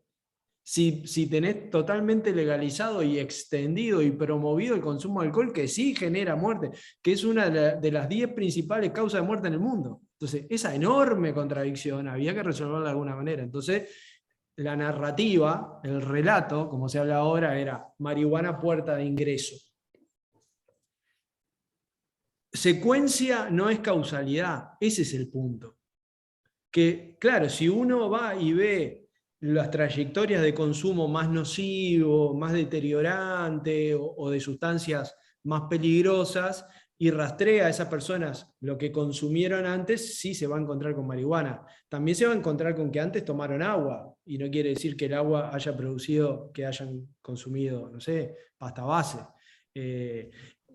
Por otra parte, la enorme mayoría de los consumidores de marihuana no generan una trayectoria de consumo de nocivo o peligroso de otra sustancia. Entonces, ¿cómo se explicaría esos casos? ¿Que son excepciones a la regla? Sí, lo que tú decís, Ana, está bueno en el sentido de que acá estuvo planteado la idea de que parte de lo interesante de la legalización de la marihuana tenía que ver con que los usuarios no se vieran expuestos a la oferta de otras sustancias, ¿sí? Es decir, que cuando había sequía de marihuana, que a veces pasaba, los dealers no le dijeran, tomá, llévate esto otro. Eso es la verdad que es un poco caricaturizado, porque nuevamente construye una concepción del sujeto consumidor como una especie de sujeto irrefrenable, que quiere drogarse y que entonces, si no tenés marihuana, dame cualquier otra cosa. Y eso no es así, eso no funciona de esa manera. O sea, y sobre todo eso no tiene evidencia científica de respaldo. Si ustedes inclusive se fijan en el NIDA, el Instituto de Estados Unidos contra las Adicciones e Investigación, ya se bajaron hace rato de la idea de la teoría de la puerta de entrada. Solo se mantiene, la verdad, en núcleos como de un gran convencimiento prohibicionista, pero es una teoría que no tiene ningún sustento teórico, ni empírico. Bien, bien. Después tenemos otras preguntas. Margarita preguntaba si queda estipulado en algún decreto un porcentaje destinado a programas de prevención, tratamiento, reducción de daños, rehabilitación e inserción sociolaboral derivado de la comercialización y el otorgamiento de licencias. La respuesta es no, aunque podría. O sea, no hay nada que obligue al IRCA a invertir en eso o al Estado a obtener parte de esas ganancias y volcarlas, pero perfectamente se puede hacer. Digamos, las campañas que se hicieron se financiaron con los recursos del IRCA obtenidos de la regulación del mercado. Se produjeron los spots, se difundieron, también se desarrolló la adaptación de las normas canadienses de uso de cannabis de bajo riesgo, que están interesantísimas, se implementaron por parte del IRCA. Lo que sucede es que, a diferencia del modelo de Colorado, ¿sí?, en Estados Unidos, que el modelo de Colorado es el siguiente: legalicemos el cannabis para de esos dineros obtener un porcentaje que se pueda volcar a las políticas públicas. construcción de escuelas, hospitales, etcétera, etcétera. En Uruguay, en realidad, el concepto fue el beneficio social, el impacto positivo social, es sacar a la gente del mercado ilícito, por el consumidor, por el usuario, pero también por las externalidades negativas que genera la comercialización ilícita. Entonces, ese es el beneficio, y para eso no se quiso sobrecargar el precio con impuestos, porque si vos sobrecargas el precio con impuestos, te pasa lo que hoy está pasando en California, que un montón de gente sigue consumiendo en el mercado ilegal porque es más barato. ¿Sí? Entonces, el beneficio en Uruguay no hay que buscarlo tanto por la extracción de recursos para políticas de tratamiento, que obviamente tiene un impacto en la opinión pública muy favorable, sino por la eliminación del mercado ilícito. Es más por ahí. Tenemos 2 comentarios agradeciendo desde Panamá y desde Costa Rica los aportes que de alguna manera ayudan digamos, a abordar el tema en países donde las ideologías conservadoras están muy enquistadas y a la vez que estas experiencias implican una mirada basada en la evidencia. Y luego tenemos a Jocelyn que pregunta si solamente fortalecer en educación o incluir en los currículos la temática y no de forma discrecional. Sí, yo creo que ahí hay todo un debate que como dijo Rosario, digamos, no se lo podemos encargar a la regulación del mercado. Eso es un tema de política educativa y digamos, de pedagogía, ¿no? En donde las autoridades del sistema pueden hacer cosas, y también los docentes, las y los docentes también pueden tomar el tema desde la libertad de cátedra. Cuando uno mira en el caso uruguayo, cómo está digamos, tomado en los currículum formales de la educación el tema de drogas, bueno, está ubicado como en el repertorio de amenazas sanitarias, entonces se lo enseña en biología, ¿sí? De tercero, de un año específico de la secundaria. Es una cosa muy limitada. Por ahí anda Gonzalo López, que lo veo, que sabe mucho de esto y podría comentar mucho mejor que yo. Pero digo, es todo un tema en sí mismo. ¿Sí? Lo que yo expliqué es que acá, de alguna manera, se incluyeron las medidas de prevención y educación como una forma de calmar los ánimos en el marco de la legalización. Como decir, bueno, obligamos al Estado a hacerse cargo de esto. Pues el Estado se hizo cargo de la manera que pudo, porque también hay muchos contenidos que van sobre la educación. O sea, los educadores saben que entonces gestionan un centro educativo y viene prevención del suicidio, y viene prevención de las enfermedades cardiovasculares. Y entonces, claro, al final el docente se ve haciendo malabares con una infinidad de contenidos que no necesariamente es fácil armonizar desde la práctica educativa cotidiana. Capaz que ahí, solo un comentario ahí, Diego, me parece en esta línea que vos planteás. Si bien a nivel de la regulación han habido muchos avances, cuando vamos a lo educativo creo que todavía la dimensión de la prevención en su enfoque más prohibicionista o de la abstinencia sigue presente. Parece que es el camino por ahí un poco que lo decías.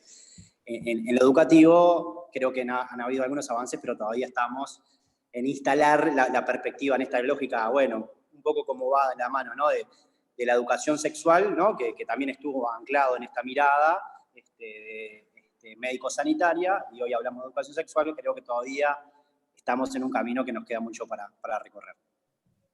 Sí, y como creo que era Julio Rey que ponía por ahí en el chat, hacerse cargo del consumo de bebidas alcohólicas también, que es una cosa recontra extendida, que en algunos es una práctica recontra extendida, muy naturalizada entre adolescentes, muy también ambientada en el contexto de las relaciones familiares, ¿sí?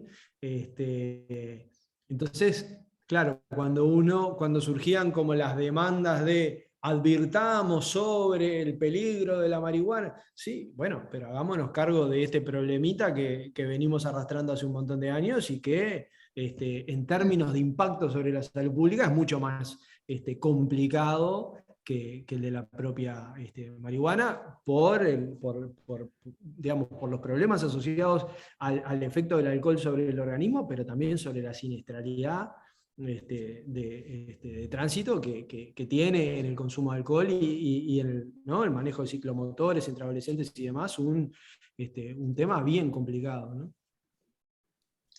Diego, hay una pregunta que llega desde Colombia, súper interesante. Nos dicen, ¿la producción y comercialización del cannabis por parte del Estado es una alternativa de salud pública, convivencia ciudadana y solución de la pobreza? De acuerdo con la experiencia de Uruguay, ¿qué han hecho para vincular al mercado del cannabis a las personas más excluidas y empobrecidas y que tienen las capacidades para producir?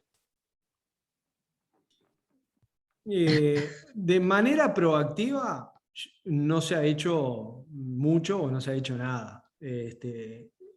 Yo creo que después uno podría identificar que la regulación tiene un repertorio de formas de vincularse en donde no es necesario tener una gran empresa para producir cannabis y comercializarlo.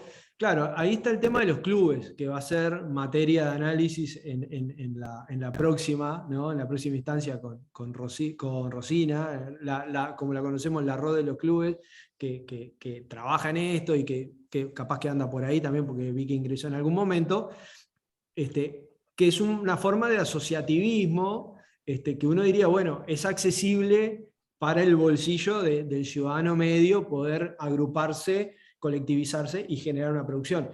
Lo que hoy está en discusión es si los clubes no deberían tener un margen más amplio de posibilidades de colocación de sus productos, ¿sí? Porque están como muy topeados al abastecimiento de esos máximo 45 miembros. Sin embargo, hoy tenemos una dotación de clubes de membresía que ya superan los 200, que están presentes en todo el país, y tenemos un montón de gente que está comprándole, como ya vimos, al narcotráfico porque no hay farmacia. Entonces, bueno, ampliemos la dotación de miembros de los clubes, permitamos que los clubes tengan algunas formas de no solamente asociativismo o manteniendo el asociativismo, pero generando alguna posibilidad, por ejemplo, de abastecimiento comercial, de vender al público y cobrar por sus productos. Eso yo creo que sería una forma bien interesante, ¿no? Pero no es un tema que se haya abordado digamos, sistemáticamente en el caso uruguayo.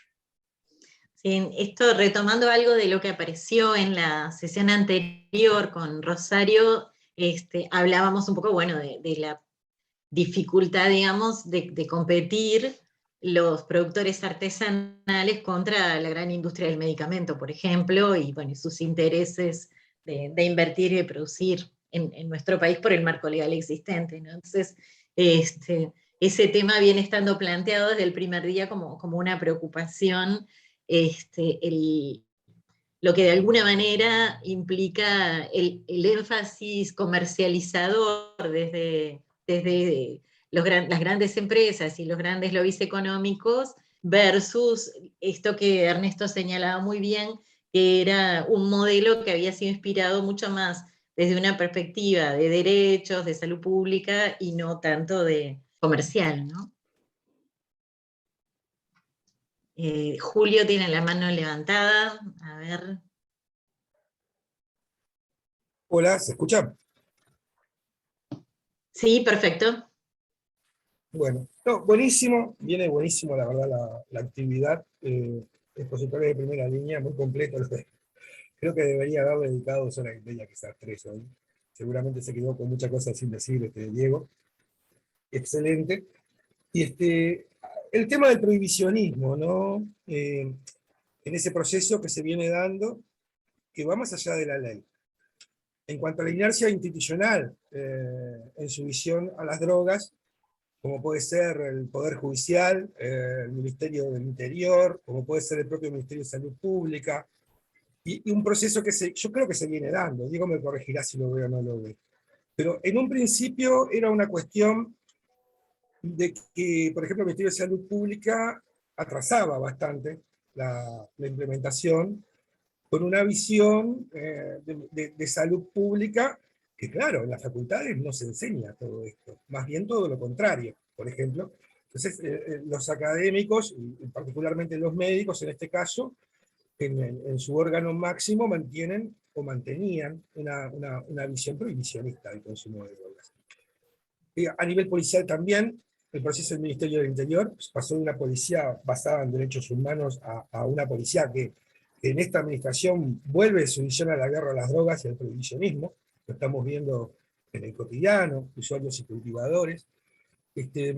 Entonces, hay un nuevo agente, una nueva visión también, que es los que están a cargo de leyes como la 19.847, donde hay un corporativismo principalmente de químicos farmacéuticos, con una visión, no sé si prohibicionista, pero sí corporativa, definiendo intereses privados muchísimas veces, cosas que hacen al bien común, de la implementación de una ley. Yo quiero saber si Diego ve este proceso y qué opina. Gracias. Sí, lo que pasa es que, claro, como decíamos, es un tema muy polifacético, porque la política de drogas realmente atraviesa y permea, y lo que dice Julio del sistema judicial es tal cual. Y nosotros tenemos en Uruguay todo un debate que es compartido por el resto de los países de Latinoamérica sobre cómo gestionar la seguridad pública, ¿sí?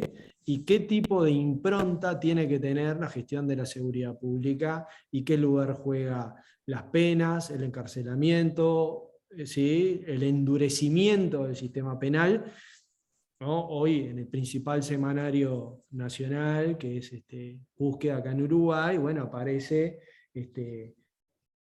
declaración del Ministerio del Interior señalando que van a presentar un proyecto para habilitar los allanamientos nocturnos, que acá en Uruguay, allanamientos de moradas, digamos, de hogares, en el horario de la noche, que acá en Uruguay es algo que no está permitido por la Constitución, porque esa va a ser, textual, la bala de plata contra el narcotráfico. ¿No? O sea, como ese sueño, digamos, o esa elaboración de que siempre hay un endurecimiento más que se puede incorporar y que esa va a ser el triunfo definitivo en la batalla contra el narco. Después, nada de eso funciona, aparece una nueva medida que siempre implica bajar garantías civiles, ¿sí? Terminan siendo las mismas personas, pobres, mujeres excluidas, los que llenan las cárceles, y el narcotráfico sigue pasando por la vereda enfrente y algo se logra incautar o imputar penalmente a algunos traficantes, qué sé yo, pero el volumen del negocio ilegal es cada vez más grande. Entonces, si no se repiensa la cuestión, no hay salida, no hay salida de ese círculo vicioso del punitivismo. Lo que pasa es que esto implica que los políticos tengan un sinceramiento de que la cosa no ha funcionado, y eso, bueno, es difícil, ¿no? Porque este tipo de eslogans, lamentablemente a muchos políticos le vienen como anillo al dedo, porque trabajan sobre los miedos que tiene la sociedad. Entonces hay que ponerle rostro al peligro. ¿Y cuál es el rostro del peligro, de la inseguridad? El narcotraficante. Entonces, ¿qué hay que hacer con el narcotraficante? Atraparlo, encarcelarlo, castigarlo. Bueno, ¿no será que todo eso no está funcionando, que tiene un problema de diseño estructural y que entonces hay que hacer un rediseño? Cambiar eso es difícil. Hay países donde la policía o sectores de la policía, incluyendo Uruguay, ustedes pueden escuchar, por ejemplo, googlear al ex jefe nacional de policía, Mario Llayera, un tipo que hizo toda su trayectoria en la policía antidrogas, que dice, no, el camino es el camino es de la legalización de la regulación, porque lo otro de la persecución podrá tener éxitos puntuales, pero no resuelve el problema. Entonces, hasta que eso no termine de... Por eso le decía lo de la excepción. Está, digamos, todo muy lindo, los clubes, la venta en farmacia, la aceptación social de que se puede producir legalmente y comercializar marihuana, pero toda la estructura penal punitivista previsionista sigue intocada. Es más, sigue agravándose. La principal ley del gobierno actual, ley de urgente consideración por la forma, digamos, constitucional en la cual la enviaron al Parlamento con un tope de 90 días para ser discutida y si no quedaba aprobada, tiene un paquete sobre política de drogas que lo único que hace es aumentar penas. Pero no solamente aumenta penas, sino que pone una recarga, un agravante para aquella persona que vende en el hogar. Entonces, acá en Uruguay, las drogas, el circuito de drogas ilegales se comercializa básicamente en casas de familias pobres y muchas veces por parte de mujeres que son las que sostienen esos hogares. Y entonces, hoy se hace un allanamiento en una boca, en un barrio pobre, y la persona que está vendiendo ahí, eventualmente una mujer, madre de varios hijos, va presa con un mínimo de 4 años. Pero el narcotraficante que baja en avioneta 500 kilos de pasta base, lleva mínima 2. Está totalmente distorsionada la proporcionalidad en los castigos. ¿Sí? Entonces, bueno, la regulación sí, pero no sirve, no hay que tapar el sol con un dedo porque el fenómeno es mucho más complejo que eso. Ya tenemos un tema para retomar en nuestra Comisión de Justicia. Ernesto, tiro la pelota para aquel lado, entonces. Es uno de los temas que queremos poder trabajar con fuerza. Bien, estamos un poco en la hora. Una cosa bien, rapidísimo de eso, porque vuelvo a las particularidades de Uruguay, ¿no? La pena mínima en Costa Rica por vender no sé, una piedra de crack, decimos aquí un porro, son 8 años de cárcel. O sea, en Colombia son 10. Todavía siguen siendo más proporcionales a pesar de la desproporcionalidad, ¿no? Y como dijo Ana, sí es un tema que tenemos que tocar, la desproporcionalidad de la penalización, ¿verdad? Porque termina siendo los niveles más bajos, ¿no? Cultivadores, productores, campesinos o madres, mujeres, amas de casa, ¿verdad? Que son los niveles más bajos, mientras que los grandes traficantes, bueno, siguen en el gobierno. Es verdad. No sé si, bueno, por aquí hay algún comentario en esa misma línea. Los allanamientos nocturnos golpean a los vulnerables, los grandes empresarios pasan 4 toneladas y tienen arresto domiciliario. Bueno, va todo un poco en esa misma línea y algún otro comentario de agradecimiento. No sé si yo no llego a ver a todos, si hay alguna otra mano levantada para intervenir en forma verbal. Por ahí, no sé, Ander, Cuca, si ustedes pueden ver. No hay manos. Si alguien quiere hablar, puede sentirse libre de abrir su micrófono y ¿sí? Bien, entonces me parece ir cerrando, estamos en hora, siendo ya pasados 10 minutos de lo previsto, vamos cerrando por hoy. Agradecemos a Julio, a Ernesto, su última participación, interesante, nos plantea unos cuantos desafíos, a Diego, toda su exposición, su dedicación y el sintetizar su experiencia en la construcción y en la administración de políticas en Uruguay. Y bueno, la participación de todos ustedes. Y nos estamos viendo de vuelta el martes próximo, a las 11 hora uruguaya.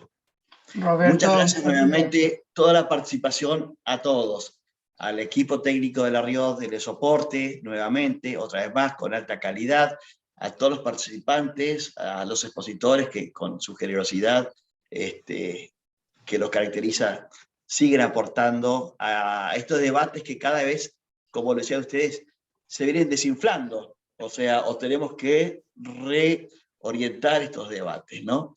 Creo que lo bueno de estas instancias es ponernos de vuelta arriba de la mesa todos y a seguir pensando. Vamos a saludar a Felisa en el día de su cumpleaños y a escuchar. Es verdad, es verdad.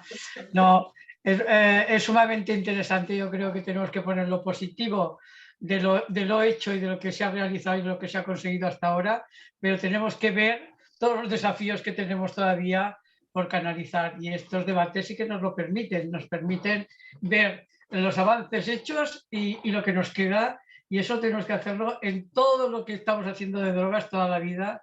Siempre lo hemos hecho así y en este tema, por supuesto, es necesario. Y bueno, muchísimas gracias, ha sido sumamente interesante. El otro día no pude entrar, pero hoy me ha parecido que tenía un huequito y he entrado. Muchas gracias a todos. Gracias, Felisa, a ti también. Gracias, Roberto, a ti también. Muy bien por verte, ¿eh? Igualmente, igualmente. Eli, te ves Sí. cada vez más joven. Hombre, claro. Yo siempre digo que el gasto es superior, chapa y pintura a todo, pero bueno, me pasan los años. Bueno, entonces recuerden que la entrada el ID para ingresar al Zoom el próximo martes es el mismo que hemos utilizado hasta ahora, y que el próximo martes entonces nuestra expositora va a ser Rosina Gemini, o la Ro de los Clubes, como decía Diego, que es una activista canábica, es docente de biología, es asesora para la formación de clubes canábicos aquí en Uruguay, y luego va a comentar su intervención el doctor Martín Fernández, que bueno, viene trabajando desde hace muchos años, desde su profesión de abogado en estos temas, y seguramente nos va a hacer aportes muy ricos también. La idea es que desde Sociedad Civil, en la próxima, se haga una lectura de cómo se visualiza lo que ha sido la aplicación de la ley en estos años. De vuelta, les agradecemos muchísimo a todas y todos. Y nos estamos viendo el martes. Un abrazo grande, un abrazo grande. Gracias. Dios.